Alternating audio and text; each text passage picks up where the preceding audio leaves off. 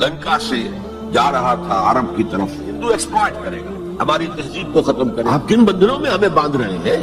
تو اللہ ایک چانس دے کر دیکھ لینا چاہتا تھا کہ یہ کرتے کیا ہے. 57 سال ہو گئے ہمیں, جو ملک لیا تھا اسلام اسلام اسلام اسلام کی رٹ لگا کر, وہ کہاں اسلام لا. کچھ لوگ ٹی وی کو بھی حرام کہتے ہیں, برائے مہربانی وضاحت کریں. میں سب سے پہلے عنوان میں 2 چیزوں کی اصلاح کرنا چاہتا ہوں. دیکھیے, بر صغیر کی اصطلاح غلط ہے. بر صغیر تو کسی چھوٹے سے جزیروں کو بھی کہہ دیں گے, چھوٹی خشکی. یہ ترجمہ کیا گیا ہے سب کانٹیننٹ کا. کانٹیننٹ کہتے ہیں بر اعظم, بر اعظم کانٹیننٹ. تو اعظم سے نیچے آتا ہے عظیم. یہ بر عظیم ہے ہند, بر عظیم پاک و ہند. آج ہم اسے پاک و ہند کہیں گے, پہلے یہ بر عظیم ہند تھا. یہ غلط لفظ ہمارے ہاں لکھنے میں بولنے میں آ گیا ہے. بر صغیر تو کسی چھوٹے سے جزیرے کو بھی کہتے ہیں کہ چھوٹی سی خشکی. یہ بہت بڑی خشکی ہے. یہ بر اعظم ایشیا کا ایک بہت بڑا علاقہ ہے, اس لیے اعظم سے ایک سیڑھی نیچے اتریے تو عظیم ہوتا. یہ بر عظیم ہے, بر صغیر نہیں. اسی طرح مسلمان غیر اسلامی ریاست میں, اس میں بھی ایک مغالطہ ہے, گویا کہ دنیا میں کوئی خالص اسلامی ریاست بھی ہے, جبکہ آج دنیا کی تمام مسلمان مملکتیں خالص غیر اسلامی ہیں. تو گویا کہ بنیادی طور پر کوئی فرق واقع نہیں ہوا. مسلم اکثریت کا ملک ہونا اور بات ہے, اسلامی ریاست ہونا اور بات ہے, زمین و آسمان کا فرق. بہرحال ان دونوں موضوعات پر میں کوشش کروں گا کہ اپنے خیالات آپ کے سامنے رکھوں, اور مجھے اندیشہ ہے کہ آپ میں بہت سے حضرات میری بعض آراء سے اتفاق نہیں کریں گے, لیکن میں خلوص و اخلاص کا تقاضا پورا نہیں کروں گا, نہ اپنی ذات سے نہ آپ سے. اگر وہی بات آپ سے نہ کہوں اور آپ کے سامنے نہ رکھوں کہ جو میری حقیقی رائے ہے, تو میں چند باتیں رکھوں گا, قبول کرنا نہ کرنا آپ کا کام ہے. دیکھیے, بر عظیم پاک و ہند کے ضمن میں سب سے پہلے تو 2 بدقسمتیوں کو نوٹ کر لیں. پہلی بدقسمتی یہ کہ یہ بر عظیم دور نبوت کی سعادتوں سے محروم رہا. دور نبوت میں یہاں تک دعوت اسلام نہیں پہنچی. اکا دکا کوئی لوگ مسلمان ہوئے ہیں. مالابار کا کوئی راجہ تھا جس نے شق القمر کا معجزہ اپنی آنکھوں سے دیکھا تھا. اسے جب معلوم ہوا کہ یہ تو اصل میں ایک عرب میں پیدا ہونے والے رسول کی انگلی کے اشارے سے ہوا تھا, تو وہ ایمان لے آئے. لیکن یہ آئسولیٹڈ واقعات ہے. بحیثیت مجموعی بر عظیم پاک و ہند دور نبوت کی برکات سے محروم رہا. پھر یہ کہ دور خلافت راشدہ کی برکات سے بھی محروم رہا. یہاں اسلام کسی قابل ذکر حیثیت میں آیا ہے دور بنی امیہ میں, وہ بھی کسی دعوت و تبلیغ کے مثبت مقصد کے لیے نہیں, بلکہ ایک انتقام اور بدلے کے لیے کہ کچھ مسلمان تاجروں کا ایک بحری قافلہ جو سرندیپ سے لنکا سے جا رہا تھا عرب کی طرف, اسے یہاں کراچی کے قریب اسے یہاں کے سندھی ڈاکوؤں نے لوٹ لی. اس پر مطالبہ آیا اسلامی مسلمان حکومت کی طرف سے. وہ ملوکیت تھی, اب وہ اسلامی حکومت عثمانی میں نہیں رہی تھی جس معنی میں کہ خلافت راشدہ اسلامی حکومت تھی, کہ جو قیدی ہے تمہارے پاس رہا کرو اور کمپنسیٹ کرو جو بھی نقصان یہاں ان مسلمان تاجروں کا ہوا ہے. جب اس کے جواب میں بالکل منفی رد عمل موصول ہوا تو پھر چڑھائی کا فیصلہ کیا گیا. گویا کہ یہ ایک سزا دینے کی ایک مہم تھی. بہرحال اس وقت جو اسلام یہاں آیا تھا اس کے کریکٹرز اس اسلام سے کچھ مختلف تھے جو بعد میں یہاں آیا ہے. وہ اسلام جو محمد ابن قاسم کی سرکردگی میں سندھ میں آیا اور سندھ سے آگے بڑھ کر ملتان بلکہ موجودہ پاکستان کے تقریباً پورے نصف علاقے تک پہنچ گیا تھا, فٹ ہلز آف کشمیر تک. یہ اسلام خالص عربی اسلام تھا. ملوکیت تو آ گئی تھی لیکن بدویت اور عربیت جو ہے اس کی چھاپ اس پر ابھی گہری تھی. اور اس اسلام میں نہ ابھی فرقے تھے, نہ مسلک تھے, نہ حنفی, نہ مالکی, نہ شافعی, نہ حنبلی, نہ عقائد کے بارے میں بحثیں شروع ہوئی تھی, علم کلام کی بحثیں ہوئی تھی, نہ ابھی یونانی فلسفے اور منطق کا حملہ ہوا تھا, ابھی کچھ نہیں تھا. سادہ اسلام, اسلام اپنی اصل سادگی پر برقرار تھا. چنانچہ اس کی قوت تسخیر بڑی زبردست ثابت ہوئی, اور خاص طور پر محمد ابن قاسم جو نوجوان 17-18 برس کا نوجوان اور نہایت نیک اور پاک باز, سندھ کے ہندوؤں نے جو اپنی ایک روایت ہے کہ اس طرح کا آدمی تو کوئی اوتار ہی ہو سکتا ہے. فارسی میں بھی کہا جاتا ہے کہ در جوانی توبہ کردن شیوے پیغمبری است. جوانی کے اس عمر میں بھی کوئی شخص پاک زندگی گزار رہا تو یہ تو پیغمبروں کا طریقہ ہے. اور ہندوستان میں تصور پیغمبروں کا نہیں تھا, اوتاروں کا تھا. تو اسے بھی ایک اوتار سمجھ کر اس کی مورتیاں تراش کر مندروں میں رکھ لی گئی اور ان کو پوجا جانے لگا. یہی چیز اس کے لیے خطرے کا سبب بن گئی ہے، کیونکہ اب ایٹ ہوم اسلام کا جو اصل گھر تھا عرب، اس میں ملوکیت آ چکی تھی، اور ملوکیت کبھی اسے برداشت نہیں کر سکتی کہ کوئی اور شخص اتنا پاپولر ہو جائے کہ اسے چیلنج کر سکے، لہذا محمد بن قاسم کو بلایا گیا اور شہید کر دیا گیا۔ اب اس کے بعد ظاہر بات ہے کہ وہ اسلام ریسیڈ کرنا شروع ہوا، واپس آنا شروع ہوا، اس کے کچھ اثرات اس علاقے میں رہ گئے، لیکن اسلام کی واپسی ہو۔ یہ اسلام کا پہلا ورود تھا بر عظیم کی سرزمین پر۔ اس کے بعد اسلام آیا ہے 300 برس بعد، اور اب یوں آیا ہے شمال مغربی سرحدی صوبے میں جو درے ہیں، کوہ سلیمان میں، کوہ ہندو کش اور کوہ سلیمان میں، درہ خیبر ہے، درہ ٹوچی ہے، درہ گومل ہے، درہ بولان ہے، یہاں سے اس اسلام کی خصوصیات کچھ اور تھی۔ ان 300 سالوں میں فقہی مسالک بھی پیدا ہو چکے تھے، حنفی، مالکی، شافعی، حنبلی، ان کے درمیان اختلافات بھی تھے، بحثیں بھی تھی، مناظرے بھی تھے۔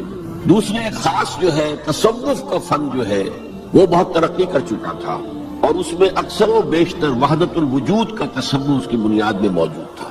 تیسری بات یہ نوٹ کیجئے کہ یہاں جو لوگ آئے وہ سب حنفی تھے، اور یہ ترک قبائل ہی تھے در حقیقت، اور ترکوں میں سے بھی غلام لوگ تھے، اسی لیے پہلا خاندان مسلمانوں کا یہاں خاندان غلاماں کہلاتا ہے۔ ترک غلام تھے یہ، جو اپنی ذاتی صلاحیت اور اپنی استعداد کے بنا پر ترقی کرتے کرتے بادشاہت کے مقام تک پہنچے۔ عالم اسلام میں اس وقت 2 عظیم جگہوں پر غلاموں کی حکومت تھی، اور اس سے اندازہ ہو سکتا ہے کہ اسلام میں غلاموں کا فیوچر کتنا روشن ہے۔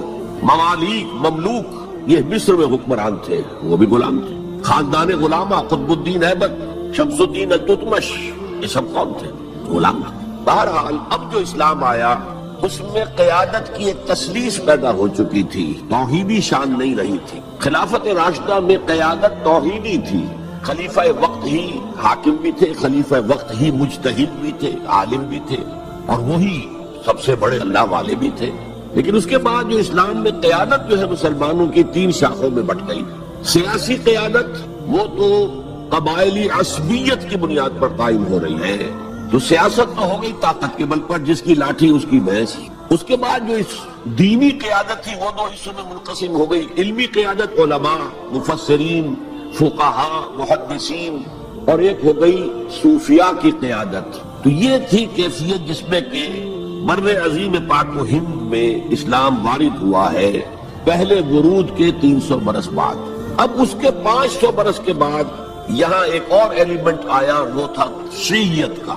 آپ کو معلوم ہے کہ سن 1000 عیسوی میں پاکستان کا جو علاقہ اس وقت کا ہے یہ عالم اسلام میں داخل ہو چکا تھا۔ شہاب الدین غوری وغیرہ کی حکومت وہاں تک تو تھی، البتہ دہلی پر 1206 میں تخت دہلی جو ہے مسلمانوں کا 1206 میں شروع ہوا۔ 12 اس کے بعد ہم کہہ سکتے ہیں کہ 300 برس بعد یہاں پر یہ شیعیت آئی ہے، داخل ہوئی ہے، ورنہ اس سے پہلے خالص سنی اسلام تھا اور خالص حنفی۔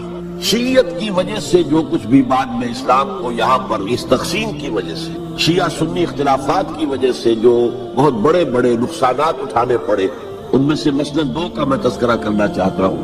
ڈاکٹر امبیڈکر، انہوں نے فیصلہ کیا تھا میں مسلمان ہو جاؤں، گویا کہ یہاں کے اچھوتوں کا مسئلہ وہ اس طور سے حل کرنا چاہتے تھے کہ ہم ان بلاک مسلمان ہیں، لیکن جب ان کے بارے میں معلوم ہوا تو پھر وہاں پہنچ گئے کچھ لوگ کہ آپ اس مسلک کو اختیار کریں یا اس کو کریں۔ وہ اسی حیث بیس پہ انہوں نے فیصلہ کیا کہ میں کوئی بھی نہیں اختیار کرتا، اگر کوئی ایک اسلام ہے ہی نہیں، اب میں ایک کو اختیار کرتا ہوں تو دوسرے سے میری مخاصمت ہو جائے گی، دوسرے کو اختیار کرتا ہوں تو پہلے سے ہو جائے گی۔ اب اگلا دور آیا، ہندوستان میں انگریز آ گئے۔ یہاں موجود بہت سے غیر مسلموں کو شاید میری باتیں اب کچھ ناگوار گزریں، لیکن کچھ حقائق ہیں جو تلخ ہیں لیکن حقائق ہیں، انہیں سمجھنا چاہیے۔ انگریزوں نے یہاں آ کر حکومت چھینی سی مسلمانوں سے بیشتر، ایسے تو یہ کہ ہندو راجے مہاراجا بھی تھے، لیکن بیشتر علاقوں میں تو مسلمان حاکم تھے، لہذا انہوں نے مسلمانوں کو دبانا بہت ضروری سمجھا، اس لیے کہ جو سابق حاکم ہوں ان میں ایسپریشنز پیدا ہوتی رہتی ہیں کہ ہم تھے یہاں کے حاکم، کیوں نہ واپس حاصل کریں۔ بغاوت کے ان کے اندر جراثیم مسلسل پروان چڑھ رہے ہیں۔ مسلمانوں کو دبایا اور ہندوؤں کو اٹھایا، کیوں کہ ہندوؤں کے لیے معاملہ صرف چینج آف ماسٹرز کا تھا، کوئی بڑا حادثہ تو نہیں تھا۔ پہلے مسلمانوں کے غلام تھے، اب انگریزوں کے غلام ہو گئے، اور اس اعتبار سے انگریز نے بھی انہیں قریب کیا اور ہندوؤں نے بھی مغربی علوم اور مغربی سائنسز کو پڑھنے میں بڑی سبقت کی۔ بنگال میں انگریز آیا، اور بنگال میں آپ کو معلوم ہے اکثر و بیشتر جو سائنسدان پیدا ہوئے جن کی کہ لکھی ہوئی ٹیکسٹ بکس جو ہے بہت عرصے تک استعمال ہوتی نہیں ہندوستان میں. یہ کون تھے؟ چیٹرجی، بنرجی، سب کے سب بنگالی تھے. ایک اور بات یہ ہے کہ ہندو اپنے ماضی سے بہت دور آ چکے تھے. ان کا ماضی عظمت والا، آخر اشوک کا دور بہت عظمت کا، چندر گپت موریہ کا دور بہت عظمت کا، وکرماجیت کا دور بہت عظمت کا تھا، لیکن وہ بہت پیچھے جا چکے تھے. تقریباً مسلمانوں کی آمد کی وجہ سے 1000 سال کا فصل واقع ہو چکا. لہذا تہذیب و تمدن کے لیے بھی، جیسے کہ انہوں نے مسلمانوں کے زمانے میں فارسی پڑھی، فارسی پڑھتے تھے، کوڈ لینگویج فارسی ہے، جیسے کہ پھر بعد میں مسلمان اور ہندو اور سب نے انگریزی پڑھی. ملازمتیں ملیں گے تو انگریزی پڑھنے والوں کو ملیں گے، راستہ کیریئرز کا کھلے گا تو انگریزی پڑھنے والوں کا کھلے گا. اسی لیے کہاوت تھی ہندوستان میں، پڑھے فارسی اور بیچے تیل، دیکھو رے قسمت کے کھیل. فارسی پڑھتے تو اسے کہیں حکومت کے اندر اہلکار ہونا چاہیے، اس کی حیثیت کچھ اور ہونی چاہیے. فارسی پڑھتے اور تیل بیچنا. جبکہ مسلمانوں کا معاملہ یہ تھا کہ ان کی تو ابھی تہذیب اور تمدن، ان کی روایات ابھی تازہ تھی. لہذا جو غیر مسلم تھے یہاں کے، انہوں نے انگریزی علوم، انگریزی سائنس، انگریزی تہذیب، اس کو کھلے دل کے ساتھ خوش آمدید کہا. اور مسلمانوں میں ایک زبردست ڈویژن ہو گیا. بلکہ ابتدائی ریئیکشن تو بہت سخت تھا، یک طرفہ تھا. ہم نہ انگریزی پڑھیں گے، ہم نہ انگریزی علوم سیکھیں گے، نہ سائنس پڑھیں گے. ہم تو اپنے کونوں خدروں میں، اگرچہ جو سیلاب آ گیا ہے اس کو روکنے کی طاقت تو ہم میں نہیں ہے، لیکن ہم کونوں میں جا کر بیٹھ جائیں گے. قال اللہ قال الرسول. اور انگریزی تہذیب سے اس قدر دوری کہ اگر کوئی میز کرسی پر بیٹھ کر کھانا کھا لے تو کرسٹان ہو گیا. یہ تو کسی نے چمچہ استعمال کر لیا کھانے میں، کانٹا تو بہت دور کی بات ہے، چمچہ بھی استعمال کر لیا تو کرسٹان ہو گیا. تو اس طرح سے ریئیکشن تھا علماء کے زیر اثر حلقوں میں. گویا کہ وہ جو گاندھی جی کا فلسفہ تھا نان کوآپریشن، تو مسلمانوں نے انگریزوں کے ساتھ شدید قسم کا naan cooperation from the very beginning شروع کی. اس پر سر سید احمد خان نے ان دونوں چیزوں کی مخالفت کی. ایک تو انہوں نے انگریزوں کو بتایا کہ دیکھو یہ جو آزادی کی جنگ تھی یہ صرف مسلمانوں کی نہیں تھی، 1857 کی یہ تو مشترک تھی. تو اس کے اندر کیا سبب ہوا ہے، اس کی وجہ سے آپ مسلمانوں سے بودھ محسوس نہ کریں. اور مسلمانوں سے بھی کہا بھائی انگریزی پڑھو، انگریزی علوم حاصل کرو، سائنس پڑھو، سائنٹیفک نالج حاصل کرو، ورنہ تمہاری حیثیت ہندوستان میں کیا رہ جائے گی؟ پلے دار رہ جاؤ گے یا گوشت فروش رہ جاؤ گے. اللہ خیر صلی اللہ، اور تمہاری کوئی حیثیت نہیں رہے گی. تو اس اعتبار سے سر سید احمد خان ایک اہم لینڈ مارک ہے. اس کے علاوہ انگریزی دور کا ایک اور جو پہلو بہت اہم ہے، انگریزوں نے ڈیوائڈ اینڈ رول پالیسی کے تحت مسلمانوں اور ہندوؤں کے درمیان مرافرت کو ہوا دی. یہ ان کی پالیسی رہی مستقل. یہ ایک قوم کی حیثیت سے سامنے نہ آ جائے، پھر ظاہر بات ہے کہ ہمارے پاؤں تو اکھڑ جائیں گے یہاں سے. تو یہ جو ہمارے ہاں شروع ہوا، کچھ اور فیکٹر بھی تھے. ہندوؤں میں ایک انتقامی جذبہ بھی تھا کہ مسلمانوں نے ہم پر حکومت کی ہے 800 برس، 1000 برس، اور ظاہر بات ہے سارے حاکم اچھے تو نہیں تھے، کوئی اچھا بھی تھا، تو اکثر و بیشتر تو عیاش قسم کے لوگ تھے. ہم نے محل بنائے، تاج محل بنائے، ہم نے کوئی کام اور تو کیا نہیں. دین کی تبلیغ تو اولیاء اللہ نے کیا، صوفیاء نے کی. کبھی بھی سرکاری سطح پر، حکومت کی سطح پر یہاں تبلیغ اسلام کا اہتمام نہیں ہوا. ایک دو ایکسیپشنز ہیں. ایک راجہ گجرات کاٹھیا واڑ کے علاقے کا جس نے کہ تبلیغ کا اہتمام کیا، ایک راجہ کشمیر کا تھا جس نے تبلیغ کا اہتمام کیا. باقی حکمرانوں نے کوئی کوشش. آزادی سے قبل متصلاً جو کیفیت پیدا ہو گئی تھی، اس کا ایک اہم فیکٹر یہ تھا کہ مسلمانوں میں ہندوؤں کا ایک خوف پیدا ہو، کیونکہ جو نظام اب بن چکا تھا وہ تو یہ تھا کہ ووٹ کی بنیاد پر فیصلے ہوں گے، ون مین ون ووٹ. اس کے اعتبار سے مسلمان اقلیت میں اور غیر مسلم ہندو یہاں اکثریت میں. تو گویا کہ ہمیشہ کے لیے اگر ایک ملک کی حیثیت سے یہ ملک جو ہے تقسیم آزادی حاصل کرتا ہے تو مسلمان غلام ہو جائے گا، ان کی تہذیب بھی ختم کر دی جائے گی. شدھی کی تحریک شروع ہو چکی تھی، ان کا مذہب بھی تبدیل کرنے کی کوشش کی جائے گی. میوات کے علاقے میں بڑی زبردست تحریک اٹھائی گئی تھی شدھی کی، جس کا توڑ کرنے کے لیے مولانا محمد الیاس رحمۃ اللہ علیہ سامنے آئے اور تبلیغی جماعت کا انہوں نے سلسلہ شروع کیا. یہ اصل میں میوات کے اندر جو شدھی کی تحریک تھی اس کا جواب تھا، اس سے حفاظت مسلمان. تو اندیشہ یہ تھا کہ ہندو ایکسپلائٹ کرے گا، ہماری تہذیب کو ختم کرے گا، ہماری زبان کو ختم کرے گا، معاشی طور پر ہمیں ایکسپلائٹ کرے گا، مفلوج کرے گا، اور اپنی سی کوشش کرے گا کہ ہمارا مذہب بھی تبدیل کرا دے. تو مسلمانوں کی ایک قومی جماعت، اگرچہ وہ شروع میں قومی اس کو کہنا غلط تھا، وہ نوابوں، جاگیرداروں، نواب زادوں ان کی جماعت تھی مسلم لیگ، جو 1906 میں قائم ہوئی. مسلمان عوام کا اس سے ساتھ کوئی نہ رابطہ تھا، نہ ان کا کوئی رابطہ عوام کے ساتھ. اس کی جو 1906 سے لے کر 1924 تک کی جدوجہد ہے، وہ ساری دفاعی جدوجہد تھی، ہمارے یہ حقوق ہونے چاہیے، ہمیں اس کی ایشورنس دی جانی چاہیے، ہمیں سیپریٹ الیکٹوریٹ دیا جائے، اور یہ کہ اس سے بھی آگے بڑھ کر ہمیں مرکز میں کچھ زیادہ حیثیت دی جائے تاکہ ہماری بھی کوئی حیثیت ہو، کوئی توازن پیدا ہو سکے۔ بس اسی پر ساری گفتگو شریف تھی، اور اس کے ضمن میں محمد علی جناح جو ہے وہ تو پروفٹ آف لو قرار دیے گئے تھے، اتحاد کا پیغام بر۔ وہ 1906 میں تھے انڈیا میں موجود، مسلم لیگ میں شامل نہیں ہوئے تھے، کانگریس کے رکن تھے۔ اس کے بعد 1913 میں جا کر مسلم لیگ میں شامل ہوئے ہیں مولانا محمد علی جوہر کے کہنے پر، پھر بھی کانگریس کے رکن بھی رہے، مسلم لیگ کے رکن بھی رہے، اور انہوں نے حتی الامکان کوشش کی کہ کوئی فارمولا ایسا بن جائے جس پہ کہ اتحاد ہو جائے اور ضمانت مل جائے کہ مسلمانوں کے ساتھ کوئی اس قسم کا سلوک نہیں کیا جائے گا کہ وہ بالکل یوں سمجھیے کہ نیچے لگ کر رہ جائیں اور ان کی کوئی حیثیت نہ رہے۔ لیکن وہ ناکام ہوئے، شدت کے ساتھ ناکام ہوئے، اور پھر اس درجے مایوس ہوئے کہ ہندوستان چھوڑ کر جا کر انگلستان میں بس گئے، اور وہاں انہوں نے اپنی لیگل پریکٹس شروع کر دی۔ اسد اکرام صاحب جو ایک بڑے مصنف ہیں، آب کوثر، موج کوثر، روض کوثر کے جو مصنف ہیں، وہ اہم ترین کتابیں ہیں تین مسلم انڈیا کی، political as well as cultural history, ثقافتی جو معاملہ ہے وہ بھی ساتھ ساتھ ہر دور میں کیا اس کا رنگ رہا ہے، اس کو بہت ہی سمجھیے ایک بڑے ماہرانہ انداز میں انہوں نے بہت عمدگی کے ساتھ مرتب کیا ہے۔ وہ اس وقت آکسفورڈ میں پڑھ رہے تھے، طالب علم تھے، نوجوان، وہ ملے محمد علی جناح سے۔ اس وقت تک ابھی وہ قائد اعظم کا تو خطاب انہیں نہیں ملا تھا، محمد علی جناح، اور اس نے کہا آپ ہندوستان چھوڑ کے کیوں آ گئے، ہندوستان کے مسلمانوں کو تو آپ کی ضرورت ہے۔ تو انہوں نے سخت الفاظ کہے تھے کہ ہندو ناقابل اصلاح ہے، یہ اس وقت کی ہندو قیادت پر ان کا تبصرہ تھا، اور مسلمانوں کا حال یہ ہے کہ ان کا کوئی لیڈر مجھ سے صبح جو بات کرتا ہے شام تک ڈپٹی کمشنر یا گورنر تک پہنچا دیتا ہے، تو ایسی قوم کی قیادت میں کیسے کروں؟ لیکن اصل میں ایک ٹرننگ فیکٹر آیا ہے، turning point in the history of Muslim league movement, and that was 1930۔ اس میں جو الہ آباد میں مسلم لیگ کا سیشن ہوا تھا، اس میں خطبہ صدارت دیا تھا علامہ اقبال۔ علامہ اقبال اس سے پہلے ہندوستان میں ایک سور پھونک چکے تھے کہ اب اسلام کی نشرت ثانیہ کا دور آنے والا ہے، یہ اسلام جو ہے دوبارہ دنیا کے اندر برسر عروج آئے گا۔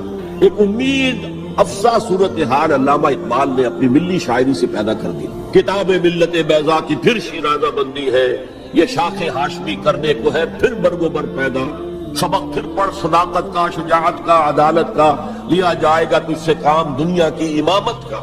نوا پیرا ہو اے بلبل کے ہو تیرے ترنم سے، کبوتر کے تنے نازک میں شاہی کا جگر پیدا۔ اور ویسٹرن سیویلائزیشن کو انہوں نے چیلنج کیا تھا، دیار مغرب کے رہنے والوں، خدا کی بستی دکان نہیں ہے، کھڑا جسے تم سمجھ رہے ہو وہ اب ذرے کم عیار ہوگا، تمہاری تہذیب اپنے خنجر سے آپ ہی خودکشی کرے گی، جو شاخ نازک میں آشیانہ بنے گا ناپائیدار۔ یہاں فرسٹ ورلڈ وار کے بعد جو عالم اسلام کی کیفیت ہوئی تھی، اس پر کس قدر یاس انگیز، نا امیدی سے بھرا ہوا مرثیہ مولانا حالی نے لکھا تھا۔ قوم کی زبان اس وقت وہ قومی شاعر جو ہے قوم کی زبان ہوتا ہے۔ بستی کا کوئی حد سے گزر نہ دیکھے، اسلام کا گر کر نہ ابھر نہ دیکھے، مانے نہ کبھی مد ہے ہر جزر کے بعد، دریا کا ہمارے جو اتر نہ دیکھے۔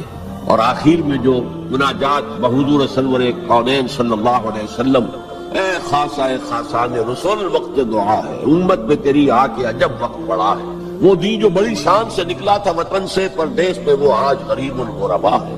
اسی قسم کی مرثیے علامہ شبلی نے کہے، مولانا حمید الدین فراہی نے کہے، لیکن اقبال پہلا شاعر ہے جس نے کچھ مرثیے بھی کہے ہیں۔ جب انگلینڈ جاتے ہوئے وہ گزر رہے تھے سسلی، جزیرہ سسلی کے پاس سے جہاز گزر رہا تھا، تو دل میں ہوک اٹھی ہے، کبھی یہ مسلمان جہاز رانوں کا مرکز ہوتا تھا، بیس ہوتا تھا، رولے اب دل کھول کر ہے دیدہ خونابہ بار، وہ نظر آتا ہے تہذیب حجازی کا مزار، تھا یہاں ہنگامہ ان سیرا نشینوں کا کبھی، بحر ماضی گاہ تھا جن کے سفینوں کا کبھی۔ کہاں ہے مرثیہ بھی کہا، اقبال کی مرثیہ ہے، لیکن ساتھ ہی ایک امید افزا پیغام کہ اب دوبارہ نکل کے صحرا سے جس نے روما کی سلطنت کو الٹ دیا تھا، سنا ہے یہ قدسیوں سے میں نے، وہ شیر پھر ہوشیار ہوگا۔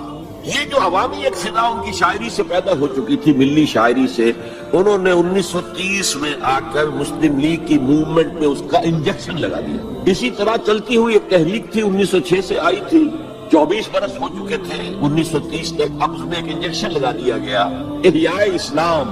اس خطبے میں علامہ نے ایک طرف مسلم قومیت کو بہت مستحکم کیا دلائل کے ساتھ، عمرانی دلائل، پولیٹیکل سائنس کے جو مستحکم اصول ہیں ان کی بنیاد پر کہ مسلمان ایک علیحدہ قوم، اور نمبر 2 انہوں نے کہا، اور یہ ایک پروفیسی تھی، ایک طرح کی مستقبل کے بارے میں ایک پیشن گوئی تھی، تجویز نہیں تھی۔ پارٹیشن آف انڈیا کی تجویز تو بہت بعد میں آئی ہے، 1940 میں، یہ 1930 کی بات میں کر رہا ہوں۔ تو انہوں نے کہا تھا مجھے یقین ہے کہ یہ ڈیسٹنی ہے، تقدیر مبرم ہے کہ ہندوستان کے شمال مغرب میں، شمال مشرق کا انہیں اس وقت احساس نہیں ہوا تھا، ایسٹ پاکستان کا جو اب بنگلہ دیش ہے ادھر ان کی نگاہ نہیں گئی تھی، ہندوستان کے شمال مغرب کے اندر ایک آزاد مسلمان ریاست قائم ہوگی، اور اگر ایسا ہو گیا تو ہمیں موقع مل جائے گا کہ دور ملوکیت میں، جس کے لیے لفظ بڑا ثقیل استعمال کیا انہوں نے، عرب امپیریلزم، یہ بنو امیہ بنو عباس یہ عرب امپیریلسٹ تھے، یہ عرب قوم کا امپیریلزم تھا، ان کی حکومت اسلام کی عکاسی کرنے والی نہیں تھی، اسلام کی عکاسی کرنے والی تو خلافت راشدہ تھی، ابو بکر تھے، عمر تھے، عثمان تھے، علی تھے رضی اللہ تعالیٰ عنہ۔ تو دور ملوکیت میں یا دور عرب امپیریلزم میں جو داغ دھبے آ گئے ہیں اسلام کے چہرے پر، انہیں صاف کر کے اور صحیح اسلام کی ایک شکل دنیا کو دکھا رہے ہیں۔ یہ انجیکشن ہے پازیٹیو مقصد کا۔ اس وقت تک، اس سے پہلے تک تحریک صرف ایک منفی جذبے پر چل رہی تھی، ہندو کا خوف، ہندو اکثریت کا خوف، ایکسپلائٹیشن کا اندیشہ، لیکن اب اسے ایک مثبت بنیاد مل گئی۔ 1932 میں قائد اعظم گئے انگلستان، لندن، گول میز کانفرنس میں، جناح صاحب اس میں شریک نہیں تھے اس لیے کہ وہ تو ویسے سیاست کا میدان چھوڑ چکے تھے۔ اس موقع پر پھر علامہ اقبال نے ملاقاتیں کی ہیں جناح صاحب سے، اور وہی انجیکشن ان کو بھی لگا اور انہیں پھر آمادہ کیا کہ آئیں واپس ہندوستان، اور اس انجیکشن کے حوالے سے مسلمانوں نے ہند کو منظم کرے اور جمع کرے۔ تو یہ پھر تحریک پاکستان جو ہے، جو کہ مسلمانوں کے جذبات کے ساتھ اس کی ہم آہنگی، معجزہ ہو گیا کہ مسلم مائنورٹی کے پروونسز نے کس طریقے سے یکجا اور یکسو ہو کر اس موومنٹ کو سپورٹ کیا، حالانکہ انہیں معلوم ہے کہ کسی بھی حساب سے ان کے تو پاکستان میں شامل ہونے کا کوئی امکان تھا ہی نہیں، بلکہ تحریک مسلم لیگ اصل میں مائنورٹی پروونسز کی تحریک تھی۔ جو صوبے بعد میں پاکستان میں شامل ہوئے ہیں ان میں سرحد میں تو کانگریس کی حکومت تھی ٹل دی لاسٹ ڈیٹ، پنجاب میں یونینسٹ حکومت تھی ٹل دی لاسٹ ڈیٹ، صرف ایک سندھ تھا مغربی پاکستان میں کہ جو وہاں مسلم لیگ کی حکومت تھی۔ ہاں، بنگال میں مسلم لیگ کی حکومت تھی، اور بنگال ہی مولد ہے جہاں ولادت ہوئی ہے 1906 میں مسلم لیگ کی، اور طویل ترین عرصے تک مسلم لیگ کی حکومت وہاں رہی۔ اب بھی وہاں پر تحریکیں چلتی رہتی ہیں، اینٹی پاکستان، 2 مرتبہ پاکستان نے ایئر فورس بھی استعمال کی ہے وہاں پر، یہ سب کچھ آپ کو معلوم ہے۔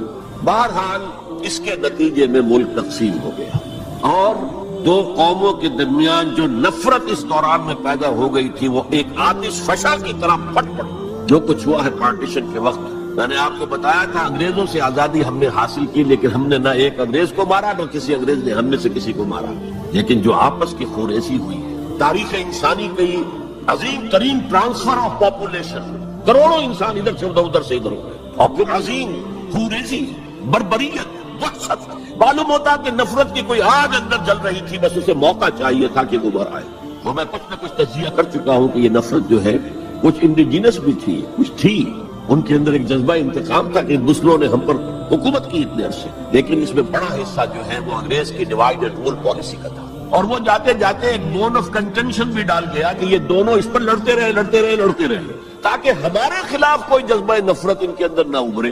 تو یہ انگریز کی پالیسی تو یقیناً بہت کامیاب تھی، لیکن وہ نفرت کا جو عالم اس وقت تھا اس کو آپ اس وقت امیجن نہیں کر سکتے۔ وہ نوجوان جو پیدا ہی ہوئے بعد میں پارٹیشن کے بھی 20 25 30 سال بعد پیدا ہوئے، انہیں کیا اندازہ ہو سکتا ہے؟ قطعاً اندازہ نہیں۔ کبھی کبھی ربط ہو جاتا ہے معاملہ، جیسے کہ کبھی کسی جگہ ہو گیا، کبھی کسی جگہ ہو گیا، ابھی حال ہی میں جو کچھ گجرات میں ہو گیا تھا وہ ہو جاتا ہے، لیکن یہ کہ کوئی ہندو اور مسلمانوں کے درمیان وہ دشمنی اور وہ معاملہ نہیں ہے، بلکہ بہت سے لوگ اس کو امیجن ہی نہیں کر سکتے کہ معاملہ کس حد تک پہنچ گیا۔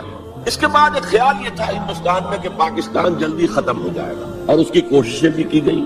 پاکستان کے حصے کا روپیہ روک لیا گیا، پاکستان کے حصے کے ہتھیار روک لیے گئے۔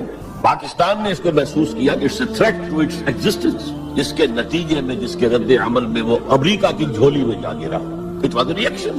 میں اسلامی جمعیت طلبہ کا ناظم اعلیٰ تھا 1953 میں۔ ہمارے وزیر اعظم اس وقت تھے خواجہ نادم الدین، وہ لاہور کے دورے پر آئے تھے۔ میں طلبہ کا ایک وفد لے کر ان سے ملنے گیا۔ ایک تو اس زمانے میں وہ اینٹی قادیانی موومنٹ چل رہی تھی، اور اس میں بہت کچھ تو خون لاہور میں ہوا تھا، اس کے بارے میں میں نے کچھ باتیں کی، اور پھر میں نے ان سے کہا یہ میڈو، اس بلا کا نام ہے میڈو تھی اس وقت، مڈل ایسٹ ڈیفنس آرگنائزیشن۔ آپ کن بندھنوں میں ہمیں باندھ رہے ہیں؟ بہت ہی بھلے آدمی تھے۔ مجھے واقعہ یہ ہے کہ ایک ہی میری تو ملاقات ہے، لیکن اس شخص کی شرافت کا اور سادگی کا جو نقش قائم ہوا میرے دل پر، وہ آج تک موجود ہے۔ کہتے ہیں دیکھیے یہ معاملہ جو ہے یہ حکومت کا ہے، یہ آپ نوجوان ہیں، طالب علم ہیں، آپ کا اس سے کوئی سروکار نہیں۔ میں ذرا نٹ کھٹ قسم کا تھا اس وقت بھی نوجوان، میں نے کہا جناب آپ ہمیں ان بندروں میں باندھ کر آپ چلتے بنیں گے، ملک تو ہم نے سنبھالنا ہے بعد میں، we must know what you are doing۔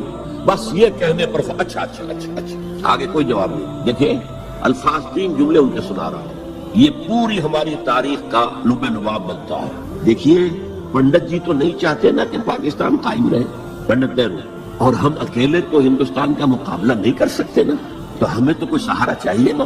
3 جملے، یہ پاکستان کی فورن پالیسی کا اول روز سے کارنر سٹون ہے۔ بلکہ یہاں میں ذرا ضمنی طور پر بتا دوں کہ پاکستان کے قائم ہونے اور قائم رہنے میں کتنا بڑا ہاتھ اور کتنا بڑا دخل پنڈت نہرو کا ہے۔ دیکھیے ایک جینیس شخص تھا ابوالکلام آزاد، جینیس، اس میں کوئی شک نہیں، اور کیبنٹ مشن پلان کا مرتب کرنے والا وہی تھا۔ کیبنٹ مشن پلان کو مسلم لیگ نے بھی تسلیم کر لیا۔ یہ ہندوستان 3 زونز میں مشتمل ہوگا، آزاد ہوگا، مرکزی حکومت ایک ہوگی، ایک ویسٹرن زون، ایک ایسٹرن زون، ایک سینٹرل زون، یعنی تقریباً وہی جو پاکستان کا نقشہ تھا کہ ایک مغربی پاکستان، ایک مشرقی پاکستان، ایک نیچے بھارت۔ سینٹرل گورنمنٹ کے پاس فلاں جو ہے یہ اہم ترین چیزیں تو سینٹرل گورنمنٹ کے پاس ہوگی، فورن پالیسی ہوگی، بجٹ ہوگا، مالیات کا معاملہ ہوگا، ڈیفنس ہوگا، یہ ان کے پاس ہوگا، کمیونیکیشنز ہوگی۔ باقی یہ ریجنز جو ہیں ان کو حق ہوگا وہ اپنے فیصلے کریں، اپنے معاملات چلائیں، اپنے قوانین بنائیں۔ ایک شک اس میں ایسی تھی کہ 10 سال کے بعد کسی بھی حصے کو، کسی زون کو سیسیڈ کرنے کا، علیحدہ ہونے کا حق حاصل ہوگا۔ گویا کہ کم سے کم 10 سال کے لیے آزاد پاکستان کا مطالبہ ختم، قائد اعظم نے مان لیا۔ تو اب اگر کوئی امکان تھا تو وہ 10 سال کے بعد تھا نا۔ اب کس نے بنوایا پاکستان؟ وہ تو چونکہ مولانا آزاد اس درجے بددل ہو چکے تھے، قائد اعظم نے انہیں شو بوائے کہہ کے اتنا جو ہے بددل کر دیا تھا کہ انہوں نے کانگریس کی صدارت چھوڑ دی۔ تو کہا گیا ان سے آپ صدارت قبول کریں؟ نہیں، پنڈت جی ہو گئے صدر، اور پنڈت جی سے جب پوچھا گیا کیبنٹ مشن پلان کے بارے میں تو انہوں نے کہہ دیا ایک دفعہ ہندوستان آزاد ہو جائے پھر کون کسی کو علیحدہ ہونے دیتا ہے۔ بات تو سچی تھی، نکل جاتی ہے جس کے منہ سے سچی بات مستی میں، فقیہ مسند بھی سے ورندے بادہ خار۔ اچھا بات تو سچی تھی لیکن کہنے کی نہیں تھی اس وقت۔ اس پر فوراً قائد اعظم نے ریورس گیئر لگایا کہ اگر نیت یہ ہے تو پھر ہم نہیں مانتے، وی آر گوئنگ بیک۔ تو عالم واقعہ میں پاکستان کس نے بنوایا 1947 میں؟ ہسٹری کا تجزیہ کیجئے، سمجھیے یہ کچھ اللہ تعالیٰ کی مشیت تھی۔ تمام انسانوں کے دل حضور کی ایک حدیث کے مطابق اللہ کی 2 انگلیوں کے مابین ہوتے ہیں، وہ جب چاہتا پھیر دیتا۔ یہ اللہ کی حکمت تھی، اللہ چاہتا تھا کہ یہ مسلمانان ہند جو کہہ رہے ہیں اللہ ہمیں آزادی دے، انگریز سے بھی دے، ہندو سے بھی دے، تیرے دین کا بول بالا کریں گے، ہم تیرے نبی کا دین قائم کریں گے، تو اللہ ایک چانس دے کر دیکھ لینا چاہتا تھا کہ یہ کرتے کیا ہے۔ حالانکہ لارڈ ماؤنٹ بیٹن کی تجویز تھی کہ 14 اگست کو انڈیا پہلے اس کی فریڈم ڈکلیئر ہو اور 15 کو پاکستان کی ہو۔ تاریخ بدل جاتی ہے۔ یہاں کے پنڈتوں نے کہا کہ 14 جو ہے وہ منحوس دن ہے، لہذا انہوں نے کہا 15 تو 14 کو پاکستان، اور وہ 27ویں شمشیر رمضان مبارک کی۔ یہ اصل میں ایسا ہی معاملہ ہے جیسے کہ مصر میں بنی اسرائیل نے حضرت موسیٰ سے کہا تھا کہ اے موسیٰ تمہارے آنے سے پہلے بھی ہم پر تشدد ہوتا تھا اور ہمیں ہر طرح ستایا جاتا تھا، تمہارے آنے کے بعد بھی حال ہمارا تو وہی ہے، ہماری تو کوئی بھلائی نہیں ہو سکی۔ تو حضرت موسیٰ کا ایک جواب جو ہے وہ وہاں پر منقول ہے، عَسَىٰ رَبُّكُمْ أَن يُهْلِكَ عَدُوَّكُمْ، قریب ہے کہ تمہارا رب تمہارے دشمن کو ہلاک کر دے، وَيَسْتَخْلِفَكُمْ فِي الْأَرْضِ، اور تمہیں زمین میں طاقت دے، فَيَنْظُرَ كَيْفَ تَعْمَلُونَ، پھر وہ دیکھے گا تم کیا کرو۔ وہ انہوں نے جو کچھ کیا تھا وہ اس کی تاریخ میں آپ کے سامنے بیان کر چکا ہوں۔ اب صورتحال تبدیل ہو رہی ہے، اب تعلقات کے بحال ہونے کا معاملہ تیزی کے ساتھ جاری ہے، دوستی کی طرف قدم بڑھ رہے ہیں۔ بالکل وہ بات جو علامہ اقبال نے اپنے اسی خطبے میں کہی تھی کہ ویسٹ پاکستان وہ جو بھی ہوگا، اس وقت پاکستان لفظ استعمال نہیں کیا تھا، وہ ہندوستان کی حفاظت کا ذریعہ بنے گا۔ ہندوستان پر ہمیشہ حملہ آور ہوا نارتھ ویسٹ سے، ہمالیہ کراس کر کے تو کوئی آ نہیں سکتا، اور تاریخ میں پہلی مرتبہ انگریز آئے تھے سمندر کے راستے سے، باقی تو جو آیا وہ کوئی ہن آئے، منگولز آئے، پٹھان آئے، جو بھی آیا ادھر ہی سے آیا نا۔ تو یہ جو ہے ہندوستان کی پروٹیکشن کا ذریعہ بن جائے گا۔ واقعہ یہ کہ بن گیا، ورنہ یہ کہ کمیونزم سویپ کر کے پورے کے پورے انڈیا کو لے جاتا۔ یہ پاکستان کے اندر وہ جو بھی مذہبی جذبہ ہے، چاہے وہ مثبت طور پر بروئے کار نہیں آ سکا، لیکن بے خدا کمیونزم کے خلاف جو مسلمانوں میں جذبات تھے، تو اس رو کو، اس سیلاب کو روکا ہے پاکستان۔ بہرحال اب صورتحال جیسا کہ میں نے کہا ہے کہ عام طور پر بھی اب آمد و رفت کی سہولتیں کی جا رہی ہیں، اور میں سمجھتا ہوں کہ وہ نسل بھی اب بیت چکی ہے جس کے دل میں وہ انتقامی جذبات تھے۔ کوئی رہ گئے ہیں ریمننٹس کچھ تھوڑے بہت کچھ لوگوں کے اندر، ورنہ بائی اینڈ لارج حیثیت مجموعی وہ کیفیت اب باقی نہیں۔ امید یہ بھی ہو رہی ہے کہ کشمیر کا مسئلہ بھی حل ہو جائے یا ختم ہو جائے، ایز اے ڈسپیوٹ ختم ہو جائے، اللہ کرے کہ ایسا ہو جائے، اللہ کرے کہ ایسا ہو جائے۔ اور پھر بات وہ ہو جائے جو قائد اعظم نے کہی تھی جب ان سے پوچھا گیا تھا کہ ہندوستان اور پاکستان کے تعلقات کیسے ہوں گے، جیسے کینیڈا اور یو ایس اے کے ہیں۔ آپ کو معلوم ہے کینیڈا اور یو ایس اے کے درمیان کتنے قریبی تعلقات ہیں، تو ان کا ویژن تو کچھ اور تھا، جو ہوا ہے وہ تو در حقیقت یو میں کال اٹ کہ یہ تو در حقیقت ستم دریفی ہے، جو بھی تاریخ کی ستم دریفی ہے، جو ہوا ہے کیا ہوا nobody could imagine۔ نہ کانگریس کے لیڈرز اور نیتا اس کا امیجن کر سکتے تھے، نہ مسلم لیگ کے لیڈرز جو ہیں وہ اس کو امیجن کر سکتے تھے جو کچھ ہوا ہے۔ میں نے یہ ساری بحث اس لیے کہی ہے کہ میرے نزدیک اب بر عظیم ہند کے اندر اسلام کی دعوت کے بہترین مواقع میں صورتحال تبدیل ہو رہی ہے اور تیزی سے مزید ہوگی، یہ حالات کا تقاضا، it's a march of history جسے کوئی روک نہیں سکتا۔ لہذا یہاں پر اب مواقع ہیں اور بہت عظیم مواقع۔ اب اس میں میں چند پوائنٹ آپ کے سامنے رکھنا چاہتا ہوں۔ نمبر 1، روح کا تصور اور روحانیت کا تصور مشترک ہے ہندو مت میں اور اسلام میں۔ آتما اور پرماتما کا تعلق، ہمارے ہاں روح کا اور اللہ کی ذات کا تعلق، یسألونک عن الروح قل الروح من امر ربی، اور میں بتا چکا ہوں آپ کو علامہ اقبال کا فلسفہ خودی انہوں نے خود کہا، سورہ حشر کی اس آیت سے محفوظ ہے۔ یہ واقعہ بہت اہم ہے علامہ اقبال کی زندگی کا۔ سید نذیر نیازی جو ان کے قریب بیٹھنے والے ہم نشین لوگ تھے، انہوں نے خود کوٹ کیا ہے ہماری ایک قرآن کانفرنس میں لاہور میں، کہ ایک دفعہ میں نے علامہ سے پوچھا کہ کوئی شخص کہہ دیتا ہے کہ آپ کا جو فلسفہ پردزاں سے ہے یا نیٹشے سے ہے، کوئی کسی اور کا جو ہے کوڑی لے کر آتا ہے، جو فلسفہ خودی آپ خود کیوں نہیں بتاتے؟ What is the source of your the فلسفی آف سیلف؟ فرمایا کہ اچھا کل فلاں وقت آ جانا، میں تمہیں ڈکٹیٹ کرا دوں گا۔ وہ کہتے ہیں میں خوشی سے پھولے نہیں سمایا کہ یہ میری قسمت ہے، شاعر مشرق حکیم الامت مجھے لکھوائیں گے کہ ان کے فلسفہ خودی کی سورس کیا ہے۔ وقت معین پر میں آ گیا، کاپی پینسل تیار کر کے، اور مجھ سے کہا ذرا قرآن مجید نکال لینا شیلف میں سے۔ میرے ساری امیدوں پر اوس پڑ گئی کہ مجھے تو خیال تھا ہسٹری آف فلسفی کی کوئی کتاب نکلوائیں گے یا کسی اور فلسفر کی کوئی کتاب نکلوائیں گے، یہ قرآن نکلوایا۔ کھولو سورہ حشر، پڑھو اس کی آیت، وَلَا تَكُونُوا كَالَّذِينَ نَسُوا اللَّهَ فَأَنسَاهُمْ أَنفُسَهُمْ، ان لوگوں کے مانند نہ ہو جانا جنہوں نے اللہ کو بلا دیا تو اللہ نے انہیں اپنے آپ سے غافل کر دیا۔ یہ کون سا اپنا آپ ہے جس سے انسان غافل ہوتا ہے؟ کیا اپنے جسم کے تقاضوں سے غافل ہوتا ہے؟ جسم کو تو بڑا دھو کے اچھے سے اچھے صابن سے دھوئے گا اور جو ہے صاف کرے گا، اور اچھے سے اچھی چیزیں اس میں لگائے گا، تیل لگائے گا، آلہ اور سب کچھ کرے گا۔ ذرا سی تکلیف ہو جائے گی تو بھاگا جائے گا ڈاکٹر کے پاس۔ کس سے غافل ہے؟ اپنے حیوانی وجود سے غافل ہے کوئی؟ اس کے تقاضوں سے غافل ہے کوئی؟ یہ کوئی اور وجود ہے انسان کا جس سے وہ غافل ہوئے، وہ اس کا روحانی وجود۔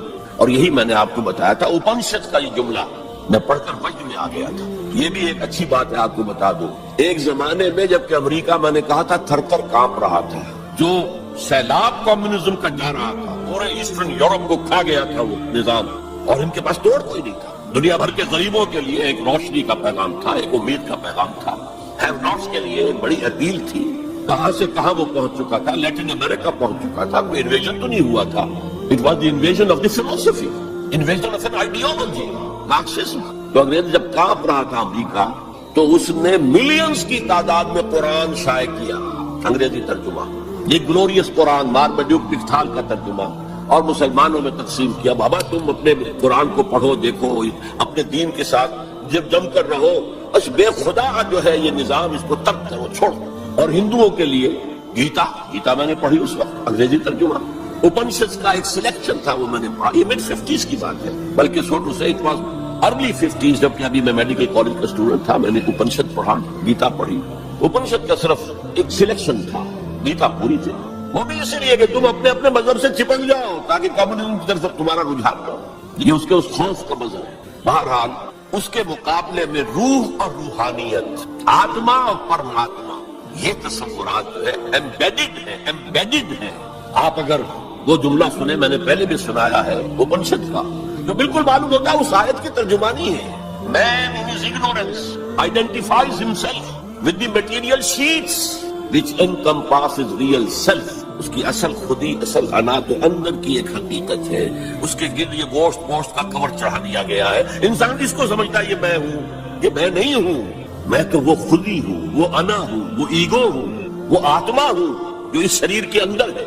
یہ تصور اس قدر سٹرونگ ہے ہندو مت کے اندر انہیرنٹ ہے اسلام میں بھی، اور آج کی دنیا اسی کے خلاف تو جا رہی ہے. The world is world of matter only. What is beyond matter we don't care. Because وہ ہماری جو ہے ہوا سے خمسہ کی گرفت میں آتا ہی نہیں. ہم اس کو کیسے اسٹڈی کریں؟ ہم تو چیزوں کو دیکھتے ہیں، سنتے ہیں، چکھتے ہیں، چھوتے ہیں، سونگتے ہیں، نتیجے نکالتے ہیں. تو یہ دنیا ورلڈ آف میٹر تو جو ہے ہمارا میدان ہے انکوائری کا، تفتیش کا، تحقیق کا. لیکن یہ کہ وہ ماورائے مادہ، ماورائے طبیعت، میٹا فزکس، اس سے ہمیں کوئی دلچسپی نہیں ہے. خدا یا نہیں ہے، ہوگا. یہ کائنات تو ہے نا. روح کوئی ہے یا نہیں ہے کس نے دیکھی؟ جسم تو ہے نا. آخرت کوئی ہے یا نہیں ہے؟ یہ دنیا تو ہے نا. تو جو ہے، جو واقعہ ہے، جو ریئلزم اسی کا نام ہے، جو ریئل ہے اس تک اپنی توجہ محدود رکھو. جو مذہب کے ایسنس کے خلاف ہے اس مذہب میں ہندو مت اور اسلام مشترک ہے. وہ ایسنس آف مذہب روح اور روحانیت. نمبر 2، ہندو اسکرپچرز کا اگر مطالعہ کیا جائے ان کی اصل زبان میں اور سملیرٹیز جو ہیں اسلام میں اور ہندوازم میں ان کو واضح کیا دلائل کے ساتھ، حوالوں کے ساتھ، اور ان کو ہائی لائٹ کیا جائے. اختلافات اگر ہیں وہ بھی ہیں لیکن سملیرٹیز کیا کیا ہیں. یہ کام میرے علم میں آیا تھا کچھ عرصے سے مولانا محمد منظور نعمانی جو لکھنؤ والے ہیں ان کے صاحبزادے کر رہے ہیں، اور مجھے خوشی ہوئی تھی. اب جو کچھ کیا ہے ذاکر نائک صاحب نے، وہ اتفاقی ہے کہ میں ٹیلی ویژن کھولا ہوا تھا، اس میں ان کا پروگرام آیا، میں نے پورا دیکھا ہے. وہ سملیرٹیز بٹوین ہندوازم اینڈ اسلام اب میں اپریشیٹ کرتا ہوں. یہ کام کرنے کا ہے جو ہم نے نہیں کیا بدقسمتی سے. ہم نے یہاں آ کر یہاں کے لوگوں کے ذہن کو پڑھنے کی کوشش نہیں کی. ہم نے تو ان پر حکومت کی ہے. اللہ اللہ خیر سکتا. جب تک آپ کسی قوم کے ذہن کو نہیں سمجھیں گے، ان کی سوچ کیا ہے، ان کی سوچ کا صغرا کبرا کیا ہے، پریمیسز کیا ہے جن پر کہ ان کے عقائد کھڑے ہوئے ہیں، آپ کیسے کمیونیکیٹ کریں گے؟ ہم نے ضرورت ہی محسوس نہیں کی. Why to communicate? ہمارے پاس طاقت ہے. We have brute force and we can govern them. That's all. یہ ہماری مجرمانہ غفلت رہی ہے. یہاں پر مجرمانہ غفلت رہی. میرا بھی ایک واقعہ جو ہے اس زمن میں بہت ہی سبق آموز ہے. آج سے 13 سال قبل میں ہندوستان جب آیا تھا 1991 میں، تو میں لکھنؤ بھی گیا تھا. وہاں مولانا علی میاں میرے منتظر تھے. پھر انہیں جانا تھا ضروری رائے بریلی اپنے آبائی شہر، تو میں بھی ان کے ساتھ ان کی گاڑی میں بیٹھ کر گیا. 24 گھنٹے وہاں میں مقیم رہا. اس مسجد میں نماز پڑھی، 4-5 نمازیں پڑھی جہاں سے کہ سید احمد بریلوی رحمۃ اللہ علیہ نے اپنی ہجرت کا آغاز کیا تھا. وہاں میں نے ان سے ایک بات کہی کہ مولانا دوسرے مدارس جو ہے بریلوی اور دیوبندی، شاید وہ تو میری اس تجویز پر اور تو دور کی بات ہے اس کو سننے پر بھی آمادہ نہ ہو.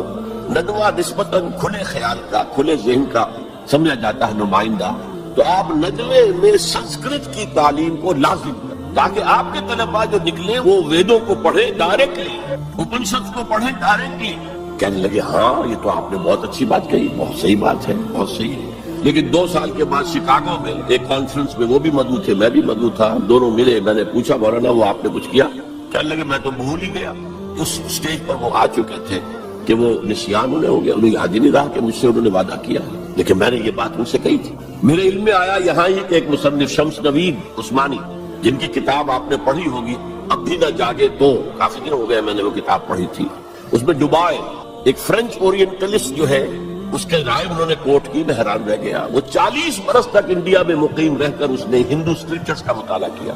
And he came to the conclusion that Manu is actually مہانوح، حضرت نوح علیہ السلام کا منو، مہانوح. اور منو سمرتی جو ہے حضرت نوح علیہ السلام کی شریعت ہے. یہ کرسچن ہے، اس کی تحقیق ہے. اس تحقیق کو اب انہیں ہائی لائٹ کیا جائے، شرام کیا جائے، اس کو گھر پہنچایا جائے. تو پھر وہ جو ہے مغایرت کے پردے جو حائل ہیں، وہ مغایرت کے پردے کچھ اٹھیں گے، ذہن کچھ کھلیں گے، بات کرنے کا، کمیونیکیشن کا موقع بنے گا. اب آ رہی ہے وہ بات جو میں سمجھتا ہوں کہ آپ کو اچھی نہیں لگے گی. میری رائے یہ ہے کہ کسی بھی صورت میں آپ کو سیکولرزم کی حمایت نہیں کرنی چاہیے. اسلام کی روح سے سیکولرزم کفر ہے، اور وہ اگر واقعہ کے مغرب میں کفر ہے تو مشرق میں بھی کفر ہے. آپ اس کی پروٹیکشن لینا چاہتے ہیں، اس کی امبریلا کے تحت آنا چاہتے ہیں. یہ آپ کی قومی جو ہے فرار، ورنہ سیکولرزم کس شے کا نام ہے؟ کیا اسلام کسی درجے میں کمپیٹیبل ہے اس کے ساتھ؟ سیکولرزم کا مطلب یہ ہے کہ آپ ایک سرکل بنا لیں، اس سرکل کے اندر ہے پولیٹیکو سوشو اکنامک سسٹم. یہ تو ہوگا، کسی بھی مذہب سے کوئی تعلق نہیں اس کا. عوامی حاکمیت جو بدترین شرک ہے، اس کی بنیاد پر جو پارلیمنٹ آئے، جو کوئی مجلس ملی آئے، جو کوئی کانگریس آئے، وہ جو ہے قانون بنائے. ہومو سیکسولیٹی کو جائز قرار دے، اجازت ہے. ہومو سیکسول میرجز کو رجسٹر کروائے، ٹھیک ہے. It has no reference to any religion whatsoever. ہاں اس سرکل کے پیری فری پر چھوٹے چھوٹے سرکل بنا دیجئے. یہ ہندو مت ہے، یہ اسلام ہے، یہ سکھ مت ہے، یہ بدھ مت ہے، یہ فلاں ہے، یہ کرسچینٹی ہے، یہ جوڈائزم ہے، یہ ہے تاؤزم ہے. یہ رہیں گے پیریفری پر. یہ انفرادی معاملہ ہے زندگی کا, اور اس میں آزادی ہے ہر ایک کو, جو چاہے بلیفس رکھے, ایک خدا کو مانے, 100 کو مانو, کسی کو نہ مانے, ٹھیک ہے, شہری تو ہے وہ, جس طرح چاہے پوجا پاٹ کرے, درخت کو پوجے, پتھروں کو پوجے, بتوں کو پوجے, ایک انسین خدا کو پوجے, جس کو چاہے پوجے, سورج کو پوجے, چاند کو پوجے, جو چاہے پوجے, سوشل کسٹم جو چاہے رکھے, ہر ایک کا اپنا خیال ہے. ان چیزوں میں ہر شخص آزاد ہے, لیکن یہ پولیٹیکل سسٹم, یہ کریمنل لا جو بھی ہے, پھر اکنامک سسٹم, سود, سیوا, سب جائز ہے. کسی مذہب کے حرام قرار دینے سے ان کو نہیں روکا جائے گا, کسی آسمانی ہدایت کو دلیل کے طور پر تسلیم نہیں کیا جائے گا, چاہے وہ تورات ہو, چاہے قرآن ہو, چاہے کوئی اور آسمانی کتاب ہو, ہندوؤں کی کتابیں وہ تسلیم نہیں کی جائیں گی. This is not compatible with Islam. How can the Muslims accept it? مجھے حیرت ہوتی ہے. میری یہ بات میں جانتا ہوں یہاں کسی کی سمجھ میں نہیں آئے گی, لیکن یہ کہ بہرحال جیسا کہ میں نے شروع میں کہا تھا, اگرچہ قول تو وہ فرعون کا ہے, لیکن قرآن میں نقل ہوا قرآن کی آیت ہے, ما اریکم الا ما ارا, میں آپ کو وہی کچھ دکھا سکتا ہوں جو میں خود دیکھتا ہوں, ورنہ میں سنسیئر نہیں ہوں, neither to myself or to you. I have to be honest. Number 4, قومیت سے بالا تر ہو کر اسلام کی دعوت دی جائے. 2 چیزیں گڑبڑ نہ کی جائے. قوم کی خدمت ہے, قوم کے لیے تعلیمی ادارے بنائے جائیں, قوم کے لیے یہ کیا جائے, کوئی حرج نہیں, قوم کی خدمت کرنا بری بات نہیں ہے. ایک مسلمان قوم کو فرعون کی غلامی سے نجات دلانے کے لیے اللہ نے حضرت موسیٰ جیسے پیغمبر کو بھیجا, جنہوں نے جاتے ہی اول وہلے میں پہلی ملاقات فرعون سے ہوئی ہے تو مطالبہ کر دیا, ارسل معنا بنی اسرائیل, ہمارے ساتھ بنی اسرائیل کو یہاں سے جانے دو, ولا تعذبہم, ان پر سختی نہ کرو, ٹارچر نہ کرو, ان پر تشدد نہ کرے, ان پر پرسیکیوٹ نہ کرو. اور اللہ نے حضرت موسیٰ علیہ السلام کے ذریعے سے اس قوم کو نجات دے دی. حالانکہ وہ قوم کیسی ناہنجار قوم تھی, جس نے جیسے ہی سمندر پار کیا ہے یا دریا پار کیا ہے, کچھ لوگوں کو دیکھا بتوں پر اعتکاف کر رہے ہیں بیٹھے ہوئے, کہا ہمارے لیے بھی ایسا بنا دو تاکہ توجہ کا ارتکاز ہم کر سکیں. حضرت موسیٰ نے ڈانٹا, اللہ نے تمہیں کتنی عظمت عطا کی ہے, جو شرک کی دلدلوں سے, کیچڑ سے تمہیں نکالا ہے, اور تم چاہتے ہو دوبارہ اسی کے طرف جانا. وہی ہے جو قدم قدم پر جھگڑتے تھے حضرت موسیٰ سے, تم نے مروا دیا ہمیں لا کے یہاں صحرا میں, اس سے تو وہاں بہتر تھے ہم, کھانے پینے کو تو ملتا تھا نا. بہرحال اللہ نے من و سلوہ اتار دیا, ایک چٹان سے 12 چشمے جو ہے وہ برآمد کر دیے, کھاؤ پیو. اور پھر وہ اتنی ناہنجار قوم تھی کہ جب قتال کی بات کہی گئی کہ اب تلوار ہاتھ میں لو اور داخل ہو جاؤ فلسطین کی زمین میں, کوڑا جواب, فَذَهَبْ أَنْتَ وَرَبُّكَ فَقَاتِلَا إِنَّا هَاهُنَا قَاعِدُونَ, ہم تو یہاں بیٹھے ٹس سے مس نہیں ہوں گے, جاؤ تم جاؤ, تمہارا رب, فَذَهَبْ أَنْتَ وَرَبُّكَ فَقَاتِلَا إِنَّا هَاهُنَا قَاعِدُونَ. یہ معاملہ جو ہے قومی خدمت بری شے نہیں ہے, لیکن کچھ لوگ ایسے ہونے چاہیے کہ جو اس قومی تصورات سے بلند تر ہو کر انسانی سطح پر اسلام کی دعوت دیں. وہ جو ہم پڑھ چکے ہیں, وَلْتَكُن مِّنكُمْ أُمَّةٌ يَدْعُونَ إِلَى الْخَيْرِ وَيَأْمُرُونَ بِالْمَعْرُوفِ وَيَنْهَوْنَ عَنِ الْمُنكَرِ وَأُولَٰئِكَ هُمُ الْمُفْلِحُونَ. تم میں سے ایک جماعت ایسی ہونی چاہیے, ایسی وجود میں آنی چاہیے جس کے صرف 3 کام ہو, دعوت الی الخیر, دعوت الی القرآن, اور وہ دعوت بھی 3 لیول پر, بالحکمت والموعظۃ الحسنۃ وجادلھم باللتی ہی احسن, اور نیکی کا حکم دو, بدی سے روکو. اور صرف وہی لوگ فلاح پانے والے ہیں جو یہ کام کریں. دی گریٹر مسلم امہ جو اپنا مقصد بھول چکی کہ ہمیں اس کے لیے برپا کیا گیا تھا, ان سے فلاح کا وعدہ نہیں ہے. اولئک ھم المفلحون, حصر کا انداز ہے, اسلوب ہے, صرف وہی لوگ ہوں گے جو فلاح پائے گا. اس لیول پر ضرورت ہے اتباعت کی, اور اس کے ضمن میں سب سے زیادہ اہمیت ہوگی اسلام کے سسٹم آف سوشل جسٹس کو ایمفیسائز کرنے. تو emphasize the system of social justice, یہ ہے اسلام جو پیغام دیتا ہے. یہ کسی قوم کے لیے نہیں ہے, پوری نوع انسانی کے لیے ہے. انسان کو آزادی دیتا ہے. میں بتا رہا تھا کہ وہ جو تلوار ہے, جو میں اس کو مثال دیا کرتا ہوں, یہ ایسی چکی ہے جو ایک طرف آٹا پھینکتی ایک طرف پھینکتی ہی نہیں. ادھر آٹے کے ڈھیر لگ رہا ہے, ادھر آٹا ہے ہی نہیں. تو اب کیا ہوا, تلوار نے ادھر کاٹا, عیاشی, بدماشی, فضول خرچی, نمود و نمائش پہ پیسہ خرچ کرنا, جس سے آگ لگ جائے ہیو ناٹس کے دلوں کے اندر. پھر ان میں محبت پیدا ہوگی آپ کے لیے, یہ نفرت پیدا ہوگی, عداوت پیدا ہوگی, بغض پیدا ہوگی. اور دوسری طرف جو بھوکے ہیں وہ حیوانوں کی سطح پر آ جائیں گے. وہ گویا کہ beasts of burden, وہ انسان نہیں رہتے. They are at a lower level than the human beings. They become like animals. اور حدیث نبوی ہے کہ قاد الفقر یکون کفرا, فقر جو ہے وہ تو قریب ہو لے آتا انسان کو کفر میں. دنیا نے تیری یاد سے بیگانہ کر دیا, تجھ سے بھی دل فریب ہے غم روزگار کے. یہ روزی کا جو غم ہے, کہاں تجھے پوجے, کہاں تیری عبادت کرے, کہاں تجھ سے لو لگائے. ہمیں 2 وقت کی روٹی کے لیے, اور وہ بھی سوکھی سی کچھ ملتی ہے, اور دن کتنی پورے دن بھر کی کمر توڑ دینے والی مشقت ہم کرتے ہیں. تو اسلام کی دعوت جو ہے نمبر 1 یہ قومیت سے بالا تر ہونی چاہیے. گڑبڑ نہ کرے, ایک ہی جماعت یہ دونوں کام نہ کرے, ورنہ سمجھا جائے گا کہ یہ بھی اصل میں اپنی قومی بالا تری اور بالا دستی کے لیے کام کر رہا ہے. اپنی پرائرٹیز فکس کر لے. اگر اسلام کے لیے کام کرنا ہے تو قومی سطح سے بالا تر ہو جائے اور اصولی سطح پر اسلام کی دعوت دے اور اسلام کے system of political justice, social justice, economic justice کو نمایاں کرے. ان تمام چیزوں کے پیش نظر میں ایک بات, بہت بڑی بات کہہ رہا ہوں. حضور کی ایک حدیث ہے, مجھے مشرق کی طرف سے ٹھنڈی ہوا آ رہی ہے. اقبال نے جب ترانہ ہندی لکھا تھا اس میں کوٹ کیا تھا, میرے عرب کو آئی ٹھنڈی ہوا جہاں سے, میرا وطن وہی ہے میرا وطن. کیا جب ہم بہرحال اپنی جگہ پر سمجھ رہے تھے, رب بھی ہے امید کہ کسی طرح اللہ ہمیں توفیق دے دے, پاکستان میں وہ نظام قائم کر دے جو پوری انسانیت کے لیے ایک مینارہ نور بن جائے. یہی باتیں اقبال نے کہی تھی, میں کوٹ کر چکا ہوں کہ ڈیسٹنی ہے, تقدیر مبرم ہے کہ ہندوستان کے شمال مغرب میں ایک آزاد مسلمان ریاست قائم ہوگی. اور اگر ایسا ہو گیا تو ہمیں موقع مل جائے گا کہ اسلام کے چہرے سے جو بدنما داغ اور دھبے دور ملوکیت میں پڑ گئے تھے انہیں ہٹا کر جاگیرداری آ گئی تھی. دور ملوکیت میں سرمایہ داری آ گئی تھی. ابلیس کی مجلس شورا میں ابلیس سے کہلوایا ہے اقبال نے, ابلیس کی زبان سے وہ اپنا پیغام دے رہا ہے. جانتا ہوں میں یہ امت حامل قرآن نہیں ہے, وہی سرمایہ داری بندہ ہے مومن کا دین. جانتا ہوں میں کہ مشرق کی اندھیری رات میں بے ید بیضا ہے پیران حرم کی آستین. لیکن ایک عجیب بات کہی ہے, عصر حاضر کے تقاضاؤں سے ہے لیکن یہ خوف. It's a demand of history. عصر حاضر کے تقاضاؤں سے ہے لیکن یہ خوف, ہو نہ جائے آشکارا شرع پیغمبر کہیں. عصر حاضر کے تقاضے سمجھ لیجئے. کیپٹلزم کے رد عمل میں کمیونزم پیدا ہوا تھا, اب کمیونزم مر گیا ہے, اب کیپٹلزم بغلے بجا رہا ہے. ثابت ہو گیا کہ ہمارا نظام liberal secular democracy and capitalism based on free market and interest and every thing, یہ بہترین نظام ہے, اس سے بہتر کوئی نظام نہیں ہے. دیکھ لو وہ بڑا پڑا ہوا کمیونزم, اس کی قبر بن گئی ہے, جس پر کہ پھر ہنٹنگٹن نے کہا نہیں میرا بھائی اسے غلطی لگ رہی ہے, فوکویاما کو ابھی کلیش آف سیویلائزیشنز ہونا ہے, ہوگا.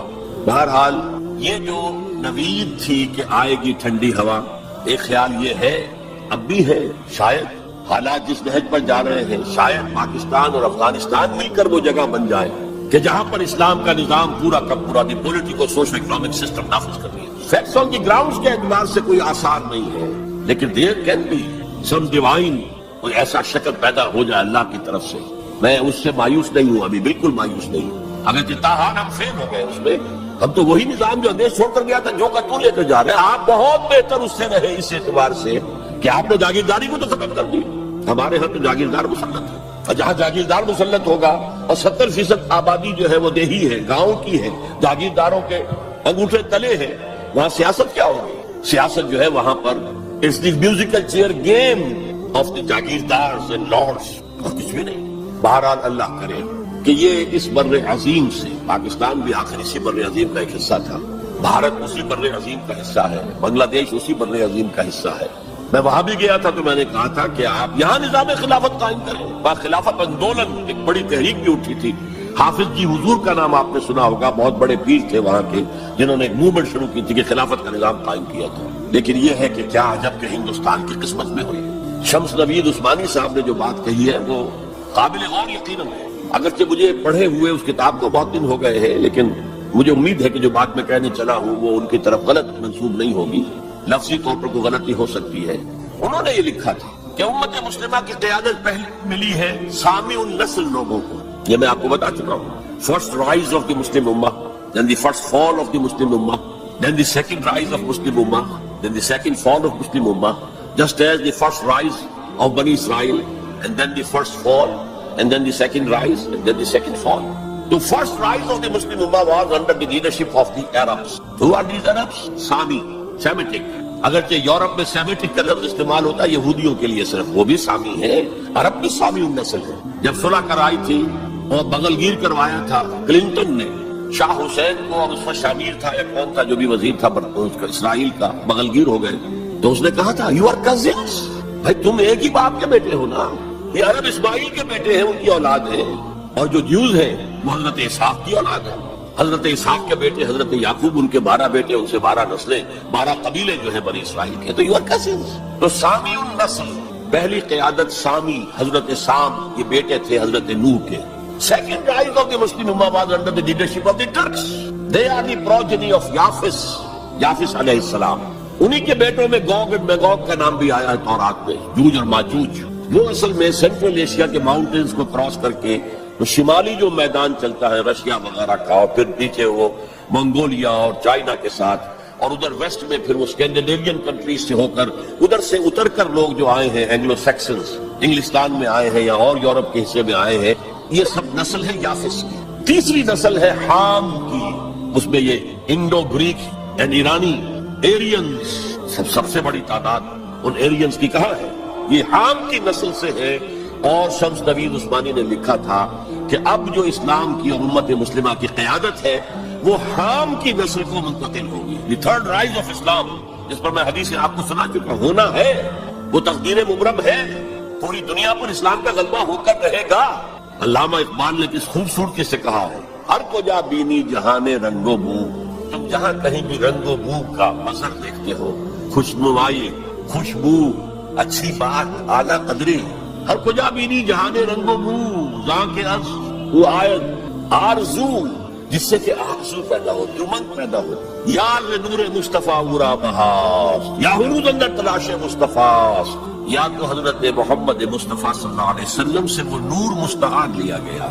یورپ کی ساری ترقی ہوئی ہے قرآن کے اس اصول کی بنیاد پر کہ توہمات کو چھوڑو، ولا تخف ما لیس لک بہ علم ان السمع والبصر والفؤاد کل اولئک کان عنہ مسئولا. حقائق پر نظر جو ہے وہ جماؤ. اور جسے کہتے ہیں استقرائی منطق، ایک لاجک جو ہے وہ ہے ڈیڈکٹیو لاجک، ایک ہے انڈکٹیو لاجک، انڈکشن. استقرا کا آغاز دنیا میں کرنے والا قرآن ہے. کھول آنکھ، زمین دیکھ، فلک دیکھ، فضا دیکھ، مشرق سے ابھرتے ہوئے سورج کو ذرا دیکھ.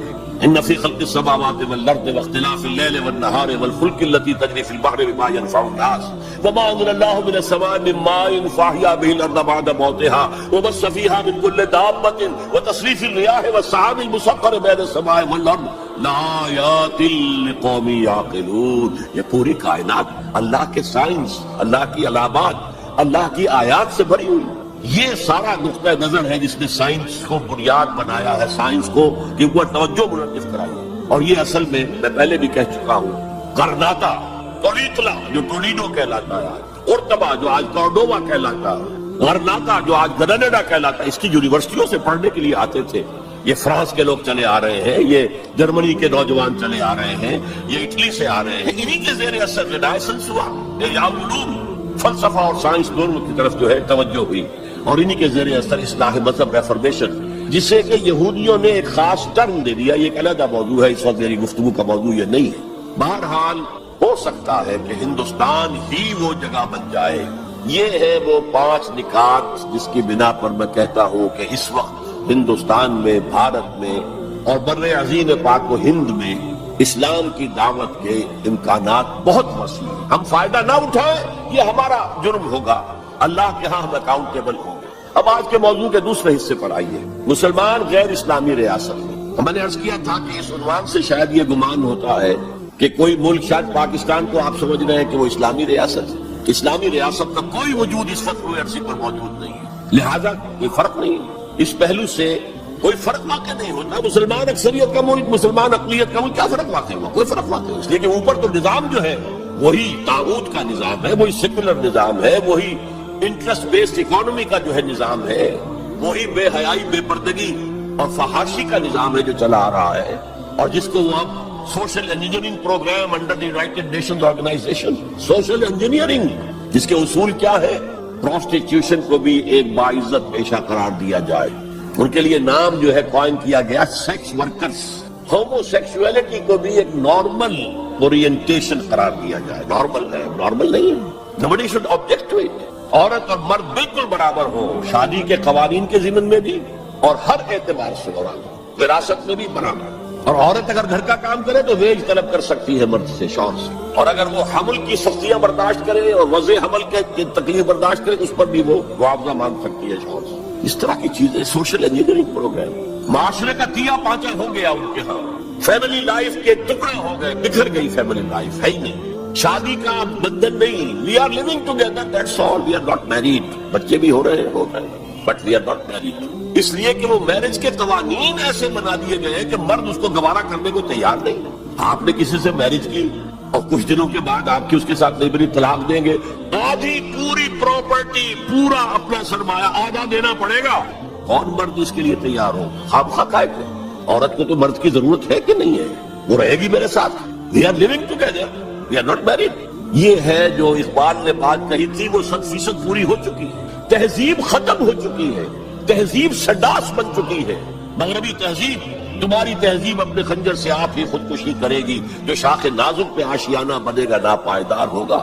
اب آپ نے سنا ہوگا بش صاحب واز کہتے ہیں شادی کرو شادی کرو شادی کرو، اب وہاں یہ واز کہنا پڑتا ہے شادی کرو، میرج کے کانٹیکٹ کے اندر بندھو۔ بہرحال اس وقت کا سارا عالم انسانی بشمول عالم اسلامی کے طاغوت کی گرفت میں ہے، اور یہ طاغوت اصل میں دجالیت، دجل فریب کو کہتے ہیں۔ اللہ کی ذات کے اوپر اس کائنات کا پردہ آ گیا ہے، ہم اس کائنات کو پوج رہے ہیں، کائنات کو پڑھ رہے ہیں، سیکھ رہے ہیں، سمجھ رہے ہیں، خدا کو بھول گئے۔ حیات اخروی پر حیات دنیاوی نے پردہ ڈال دیا ہے، دجل۔ اصل زندگی وہ ہے، اسے بھول گئے ہیں، اور یہ زندگی میں مگن ہے، گم ہے۔ کافر کی یہ پہچان کے آفاق میں گم ہے، اور مومن کی یہ پہچان کے گم اس میں ہے آفاق۔ یہ سارا نظام دجالیت کا نظام ہے، اور پورے عالم اسلام پر یہ حاوی ہے، مسلط ہے، کوئی ایک ملک بھی اس سے بچا ہوا نہیں۔ اس پس منظر میں دیکھیے، اسلام ایک اصولی انقلابی دعوت ہے، بدلو اس نظام کو، بدلو اس نظام کو۔ یہ جتنا کام مشکل پاکستان میں اتنا ہی یہاں ہے، کیا فرق ہے؟ 57 سال ہو گئے ہمیں، جو ملک لیا تھا اسلام اسلام اسلام اسلام کی رٹ لگا کر، وہ کہاں اسلام لایا؟ مسجدیں عالی شان بنا دی ہے، ٹھیک ہے، لیکن اس کے علاوہ کیا؟ کہاں اسلام؟ کہاں اسلام کا سیاسی نظام؟ کہاں اسلام کا معاشی نظام؟ کہاں اسلام کا معاشرتی نظام؟ مخلوط معاشرہ ہے۔ صدر ضیاء الحق نے جب PIA کو ڈرائی کیا، شراب اس میں سرو کرنی بند کر دی، ورنہ پہلے انٹرنیشنل فلائٹس میں شراب سرو ہو جاتی، لیکن اس نے بند کی۔ میں نے کہا، اور میں اس زمانے میں ان سے کچھ قریب تھا، میں نے کہا آپ نے بڑا اچھا کام کیا، دنیا تو یہی کہے گی کہ قیادوسی آدمی ہے، یہ کیا کر رہا ہے؟ لیکن میں نے کہا آپ نے ایک چیز جو حرام ہے وہ تو بند کر دی ہے، دوسری چیز یہ ایئر ہاسٹسز جو جاتی ہیں، یہ کون سی شریعت کی روح سے جائز ہے؟ آپ حج پر نہیں جانے دیتے مسلمان عورت کو محرم کے بغیر، حالانکہ عام طور پر ادھیڑ عمر کی عورتیں، بڑی عمر کی عورتیں جاتی ہیں حج کے لیے، محرم کے بغیر نہیں جائے گی، نہ عمرے پر جائے گی۔ اور یہ جوان لڑکیاں جو جا رہی ہیں، ان میں کے ساتھ کون سا محرم ہوتا ہے؟ چپ، خاموش، کوئی جواب نہیں۔ میں نے کہا کیا کھانے اور ناشتے کی ٹرے جو ہے وہ مرد نہیں رکھ سکتے آگے؟ یہ ہے ہمارا طرز عمل۔ اسلام کی کوئی ایک چیز قبول، سر پر، سر آنکھوں پر، اور دوسری چیز جو ہے پاؤں تلے رون دی جائے، جس کی سزا ہمیں مل رہی ہے، اللہ خزی فی الحیات الدنیا ویوم القیامت یردون الی اشد العذاب۔ تو اب میں نے عرض کیا، کوئی ملک ہو، اقلیت میں مسلمان ہو، اکثریت میں ہو، کوئی فرق واقع نہیں ہوتا، ہر جگہ پر اسلام کو ایک اصولی انقلابی دعوت کی حیثیت سے پیش کیا جائے۔ نمبر 3، اکثریت اقلیت کا مسئلہ تو اس سے حل ہوتا ہے کہ ہمارے لیے اسوہ کامل ہے محمد رسول اللہ کی ذات مبارکہ۔ وہ تو اکیلے تھے جب انہوں نے کام شروع کیا تھا۔ آپ کی اہلیہ حضرت خدیجہ رضی اللہ تعالیٰ عنہ، آپ کے دوست پرانے ابو بکر رضی اللہ تعالیٰ عنہ، آپ کے چچا بھائی جو آپ ہی کے زیر تربیت تھے وہی رہ رہے تھے، چونکہ ان کے والد ابو طالب بہت غریب تھے، لہذا حضور نے انہیں اپنے پاس رکھا ہوا تھا، ان کے اوپر سے بوجھ کم کرنے۔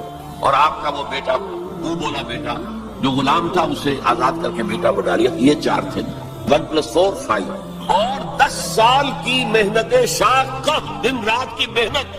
اور یہ محنت کرنے والا کون؟ محمد صلی اللہ علیہ وسلم، جس کے کردار کے اوپر کہیں کوئی چھینٹ بھی نہیں ہے، داغ دبا تو بڑی بات ہوتی ہے۔ بمشکل 100-125 آدمی ساتھ آئے تھے، تو آپ اس اسوے پر چلیں، آپ کو 100 بھی نہ ملے کوئی پرواہ نہیں۔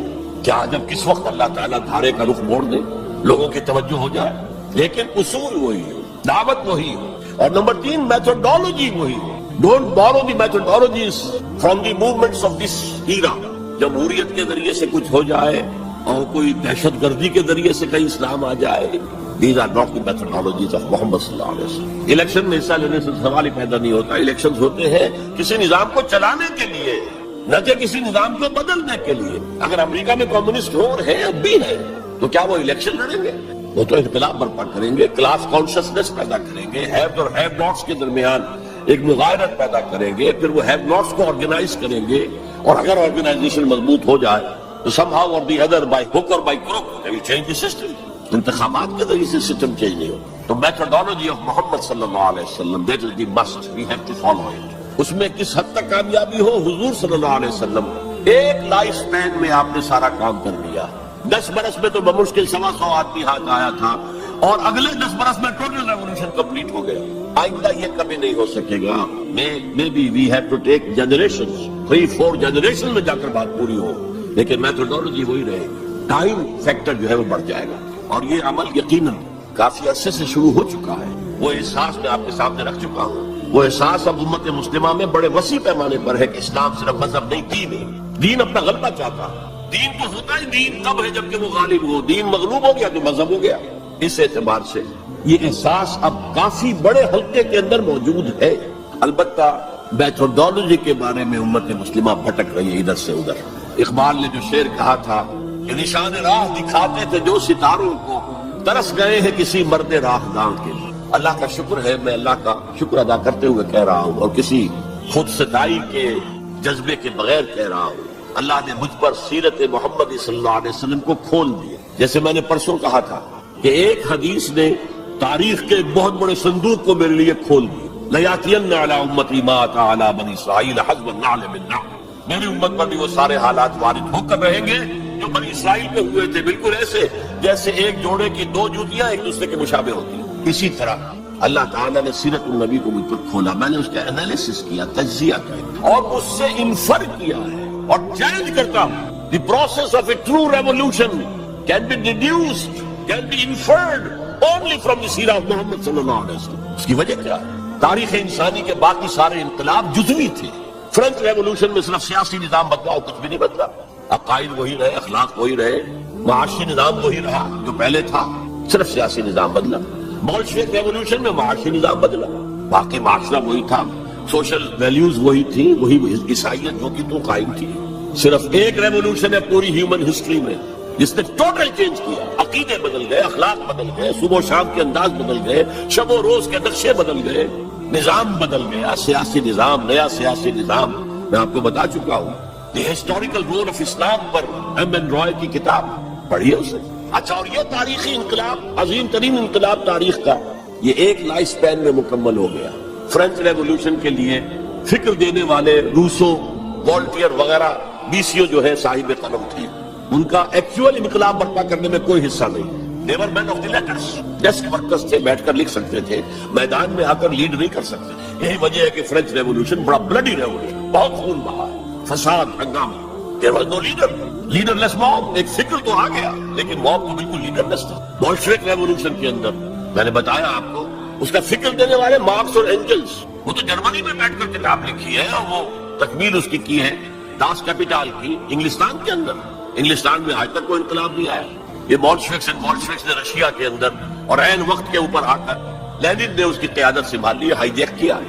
ادروائز دی بولشوکس ور مور امپورٹنٹ. بہرحال یہاں یہ ہے کہ ایک شخص ہے, وہ ایک شخص سے دعوت شروع کر رہا ہے, دن کا لا کر اپنا گھونسلہ بنا رہا ہے, اور پھر وہی شخص جو اسٹریٹ پریچر تھا وہی آرمیز لیڈ کر رہا ہے. تو methodology of a revolution can be deduced only, the only source if you want to know what is the methodology of a true revolution, the only source is the سیرہ of محمد صلی اللہ علیہ وسلم. اور جیسا کہ میں نے آپ کو بتایا تھا حدیث نبوی کہ حضور نے 5 ادوار گنوائے تھے اپنے دور سے لے کر دور نبوت, دور خلافت علی منہاج النبوہ, جسے ہم خلافت راشدہ کہتے ہیں. حدیث میں لفظ ہے خلافہ علی منہاج النبوہ, نبوت کے نقش قدم پر خلافت. پھر تیسری کاٹ کھانے والی ملوکیت, چوتھی غلامی والی ملوکیت, جبکہ انگریزوں کے غلام ہو گئے, فرانسیسیوں کے غلام ہو گئے, اطالویوں کے غلام ہو گئے, اسپینیئرز کے غلام ہو گئے, ڈچ کے غلام ہو گئے, پورچوگیز کے غلام ہو گئے.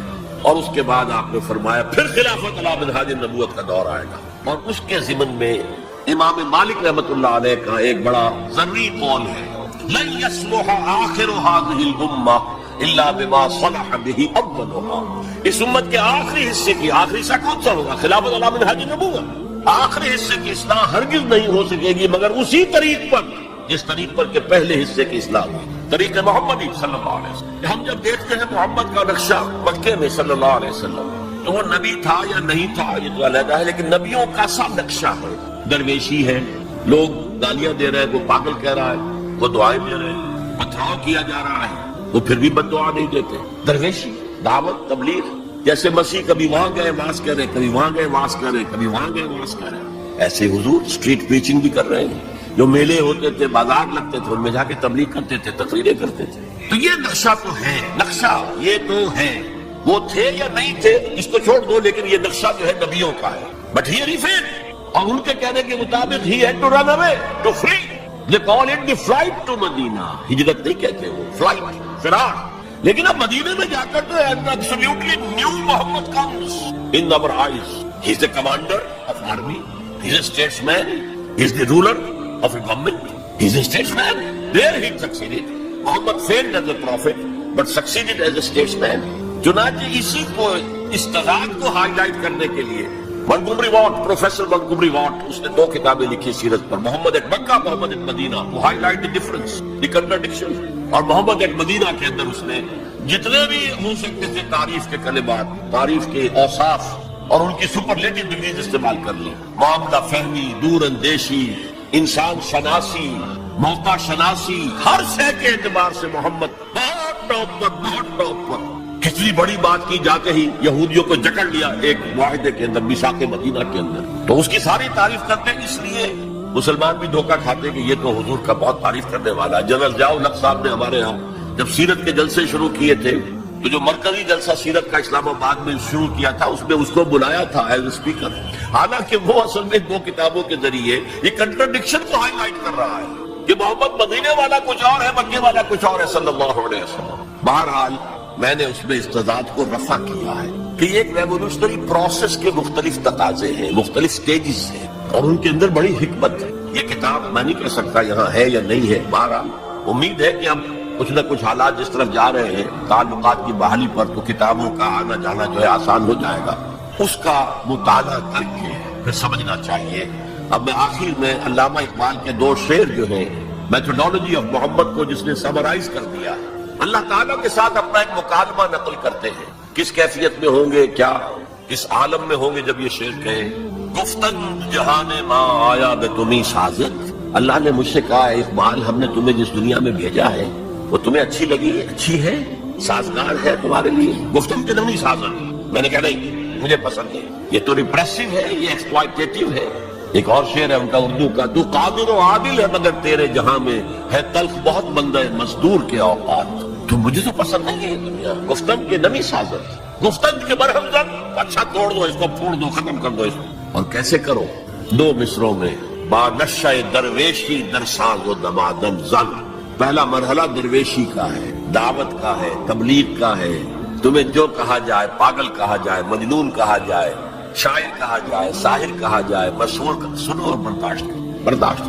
مار کھانی پڑتی ہے، کھاؤ. پتھرا ہوتا ہے، سہو اپنے جسم اثر پر. بادشاہ درویشی در ساز و دمادم. بدھ مت کے بھکشو بن جاؤ، لیکن کیوں پختہ شوی. جب پختہ ہو جاؤ، تیار ہو جاؤ، معتدب تعداد میں لوگ تمہیں مل جائیں، وہ منظم ہوں، وہ سماعت کی پابندی کرتے ہوں، وہ اپنے وجود پر اپنے گھر میں اسلام نافذ کر چکے ہوں. اگر یہ طاقت حاصل ہو جائے، جو پختہ شوی خودرا پر سلطنت جم زن، تو اپنے آپ کو سلطنت جم کے ساتھ ٹکرا دو.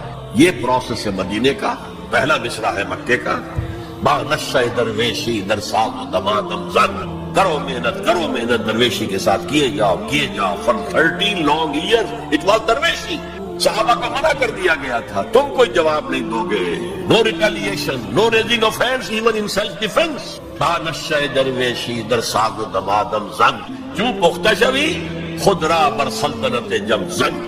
اب تمہیں اس اللہ کی حکومت قائم کرنی ہے. سلطنت جم سے ٹکرا جاؤ، توڑ پھوڑ دو، برہم زن، توڑ پھوڑ کر رکھ دو اس غلط نظام کو. یہ ہے طریق محمدی 2 مصروں کے اندر. تو میرے نزدیک مسلمان چاہے وہ مسلم اکثریت کے ممالک میں رہ رہے ہوں، لیکن وہاں اسلام کا نظام نہیں ہے. یونیورسل ہے اس وقت، سیکولرزم یونیورسل. اکانومی کا نظام، سود کا، بینک کا، یونیورسل. تہذیب وہ مخلوط تہذیب جس میں شرم، حیا، عفت، عصمت کے تصورات اب اڑ جائیں گے، ایویپوریٹ ہو جائیں گے، ختم ہو جائیں گے. یہ کوئی دن کی بات ہے. مرد ہوش مند اقبال نے کہا تھا، غیرت نہ تجھ میں ہوگی نہ زن اوٹ چاہے گی. عورت کو اوٹ بھی درکار نہیں ہوگی کہ کہیں اوٹ میں ہو کر اس کے ساتھ جو ہے وہ زنا کیا جائے. کھلا بھی ہو تو کیا حال. یہ کوئی دن کی بات ہے. مرد ہوش مند، غیرت نہ تجھ میں ہوگی نہ زن اوٹ چاہے. اور اس طرف جا رہا ہے. پورا پروگرام یونائٹڈ نیشنز آرگنائزیشن کی جنرل اسمبلی کے تحت ہوا ہے. پہلے کانفرنس ہوئی تھی قاہرہ कायरो, फिर हुई बीजिंग, दोनों तरफ से एशिया को जकड़ने के लिए क्या, इसलिए कि अभी एशिया में और खुसूसन मुसलमान ममालिक में और यकीनन हिंदुस्तान में भी फैमिली स्ट्रक्चर अभी मजबूत है, अभी बुजुर्गों का कुछ अदब है, लिहाज है, वालिदैन की खिदमत है, अभी शर्म और हया के कुछ असरात है। अगरचे हमारा एलीट तबका जा चुका, मगरबी रंग के अंदर रंगा जा चुका है, लेकिन ये कि है, और उसको तोड़ने के लिए उधर कायरो कॉन्फ्रेंस, उधर बीजिंग कॉन्फ्रेंस, फिर Beijing +5 conference under the ऑस्पिसेस of United Nations organisation, और उसका फैसला क्या है, सोशल इंजीनियरिंग प्रोग्राम। अब इस पूरे सोशल स्ट्रक्चर को तोड़कर एक नया स्ट्रक्चर लाना है, इमारत को गिराकर नई इमारत बनानी है। गुफ्तरू में हर बिनाए कोहना का बादा कुलन, तू न दानी अव्वला तामीर रावीरा कुरन। रूमी ने कहा है कि जो भी कोई बिनाए कोहना है, पुराना निजाम है, उसको अगर आप तलपट करना चाहते हैं, कोई और नया निजाम लाना चाहते हैं, तो पहले निजाम को गिराना पड़ेगा, पहली इमारत को गिराना पड़ेगा। तो ये सोशल स्ट्रक्चर जो टूट फूट चुका है वेस्ट में, अब वो चाहते हैं कि ईस्ट में भी टूट फूट जाए। बहरहाल हमें जो असल मौजू था, मुसलमान गैर इस्लामी रियासत में, मुसलमान एक दाई उम्मत का नाम है, ये कौम नहीं है, उम्मत है। हम मकसद लोगों का मजमुआ, वलतकुन मिनकुम उम्मतुन यदूना इलल खैर व यअमुरूना बिल मारूफ व यनहौना अनिल मुनकर। दाई बनकर खड़े हो, और ये दावत रेवोल्यूशन ओरिएंटेड होनी चाहिए, निजाम को बदलने की तैयारी करने वाली दावत। कहीं भी हो, मुस्लिम माइनॉरिटी कंट्री में हो, मुस्लिम मेजॉरिटी कंट्री में हो, यहां तक कि चाहे अकेला हो कोई शख्स दुनिया के अंदर किसी मुल्क में, he has to do it, अगर वो मुसलमान है, बल्कि सही मानी में अगर वो बंदा मोमिन है। अक़ूलु क़ौली हाज़ा व अस्तग़फ़िरुल्लाह ली व लकुम व लिसाइरिल मुस्लिमीन वल मुस्लिमात। सवाल जवाब के सेशन की तरफ चल रहा हूँ। पहला सवाल मोहम्मद आदिल हैं, what are the rights of a non Muslim in A Muslim state? Kindly explain the concept of जजिया। ये बड़ा अच्छा सवाल है। मैं मुस्लिम स्टेट का तो नहीं कहता, इसलिए कि वो तो आजकल उससे सेक्युलर निजामों पर चल गया, इक्वल सिटीजन शुमार होते हैं। लेकिन इस्लामिक स्टेट में ये है कि non Muslim will be minorities. जैसे मैंने कहा, यहाँ मुसलमानों को माइनॉरिटी स्टेटस अपने लिए कबूल कर लेना चाहिए, क्योंकि आपने एक अलहदा कौम होने के मुतालबे पर और दावे पर आपने, ये तो हिंदुओं के लिए तो भारत माता उतना ही मुतबर्रिक था जितना कि गौ माता, आपने उसके टुकड़े करा दिए, और इसमें बड़ा हाथ आप लोगों का है, आपके आबाओ अजदाद का है, हिंदुस्तान के रहने वालों का। मुस्लिम लीग की क़यादत बेसिकली माइनॉरिटी प्रोविंसेस से थी। बहरहाल एक इस्लामी रियासत में गैर मुस्लिम अगरचे इक्वल सिटीजन नहीं होगा, प्रोटेक्टेड माइनॉरिटी होगा। ये प्रोटेक्शन जो है उसी के लिए लफ्ज़ जिम्मी है, जिम्मेदारी आप बोलते हैं उर्दू में। इस्लामी रियासत की जिम्मेदारी होगी उसकी प्रोटेक्शन, उसे पूरी मजहबी आजादी हासिल होगी, उसकी इबादत गाहों की हिफाजत मस्जिदों से ज्यादा की जाएगी। ये सूरह हज की एक आयत है, लहुद्दिमत सवामिअ व बिअउन व सलवातुन व मसाजिद युज़करू फीहा इस्मुल्लाहि कसीरा। अगर अल्लाह ताला दुनिया में किसी कौम को दूसरी कौम के जरिए दफा न करता रहता, जब कोई कौम गल सड़ जाती है तो उसे हटाता रहता, किसी के जरिए से तबाह कर देता। अगर ऐसा न होता तो ये सारे गिरजे, राहिब घर और यहूदियों की ये सारी सलौबा, सिनेगॉग्स और मस्जिदें सब खत्म हो जाती, बर्बाद हो जाती, तबाही हो जाती। तो मस्जिदों का जिक्र बाद में आ रहा, चर्चिस का, राहिब खानों का, खानकाओं का और ज्यूइश सिनेगॉग्स का पहले होगा। इसी तरह उन्हें पूरी इजाजत होगी कि वो अपनी नेक्स्ट जनरेशन को अपनी जो तालीम देना चाहे दें। उन्हें पर्सनल लॉ मुकम्मल इख्तियार हासिल होगा, शादी ब्याह जिस तरह चाहे करें, तलाक या सेपरेशन की कोई शक्ल रखना चाहे न रखना चाहे, ये उनका मामला है। यहाँ तक कि इनहेरिटेंस लॉ भी उनका अपना होगा। फिर उनके लिए तमाम मौके होंगे, वो सरकारी मुलाजमतों में जाएं, वो कारोबार करें, वो प्रोफेशंस के अंदर एंटर हो, उसका हासिल करें और प्रैक्टिस करें। अलबत्ता बस दो चीजें नहीं होगी, एक लेजिस्लेटिव प्रोसेस में उनको एसोसिएट नहीं किया जाएगा, उनकी असेंबली अलहदा हो, वो अपने वोटरों से मुंतखब करें ताकि अपने मसाइल पर हुकूमत से गुफ्तगू कर सके, मालूम हो हुकूमत को कि ये नुमाइंदे हैं इस कम्युनिटी के, तो उनसे बात करें। लेकिन ये है कि जो मेन लेजिस्लेटिव असेंबली होगी उसमें नहीं आएगा गैर मुस्लिम, इसलिए कि कानून साजी के लिए वहां सोर्स क्या है, कुरान और सुन्नत। ये बिलीव इन नहीं, न कुरान को मानते हैं न रसूल को मानते हैं कि उसकी सुन्नत की कोई हैसियत हो, तो इस एब्सोल्युटली लॉजिकल। और दूसरे ये कि जो रियासत के हाईएस्ट लेवल की पॉलिसी मेकिंग होगी उसमें एसोसिएट नहीं किया जाएगा, क्योंकि इस्लामिक स्टेट की हाईएस्ट पॉलिसी क्या होगी, to propagate Islam, to export the Islamic revolution, and from a non Muslim you can't expect to subscribe to this object. दो चीजें हैं ये जिनमें बाकी वो फौजी मुलाजमत उन पर लाजिम नहीं होगी, मुसलमानों पर लाजिम होगी। जब चाहेंगे मुसलमान जो है उनको ले आया जाएगा, उन पर नहीं होगी, वो चाहे तो शामिल हो जाए, न चाहे तो नहीं, उन पर जबर नहीं होगा। जिजिया असल में इसी की जजा है, जिजिया बना जजा असल। یہ ٹیکس ہے. مسلمان زکات دے گا 2.5% دے گا اپنی ٹوٹل جو بھی اس کا، اس کے اوپر اس کو 2.5% دینا. یہاں انڈیویجول جو ہے غیر مسلم پر ٹیکس. ہم اب اس وقت جو ریاستیں سیکولر ہیں ہم سب جزیہ دے رہے ہیں، ٹیکس دے رہے نہیں دے رہے. تو یہ اصل میں جزا ہے. تو ایک تو ذمہ کا لفظ گالی بنا دیا گیا، حالانکہ ذمہ کے معنی ہے جن کی پروٹیکشن کی ذمہ داری اسلامی حکومت لیتی ہے. اور نمبر 2 جزیہ تو ٹیکس ہے.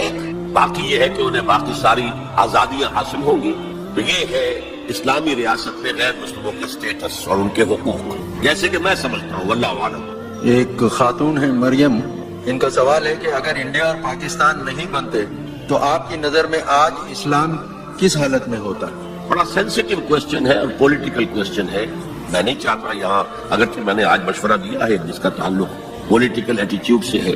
میرے نزدیک اس وقت اگر ملک متحد ہوتا تو جو جذبات اندر جو پلے ہوئے تھے، جو ہے پھوڑا، وہ پکا ہوا تھا. اس وقت اس کا ظہور بہت دوسری شکل میں ہوتا. اور میرے نزدیک یہ ملک علیحدہ بن جانے سے اور اس کے بعد اتنا وقت گزرنے سے جو سودنگ ہو گئی ہے، تو اب صورتحال جو ہے وہ بہتر ہو جائے گی انشاءاللہ.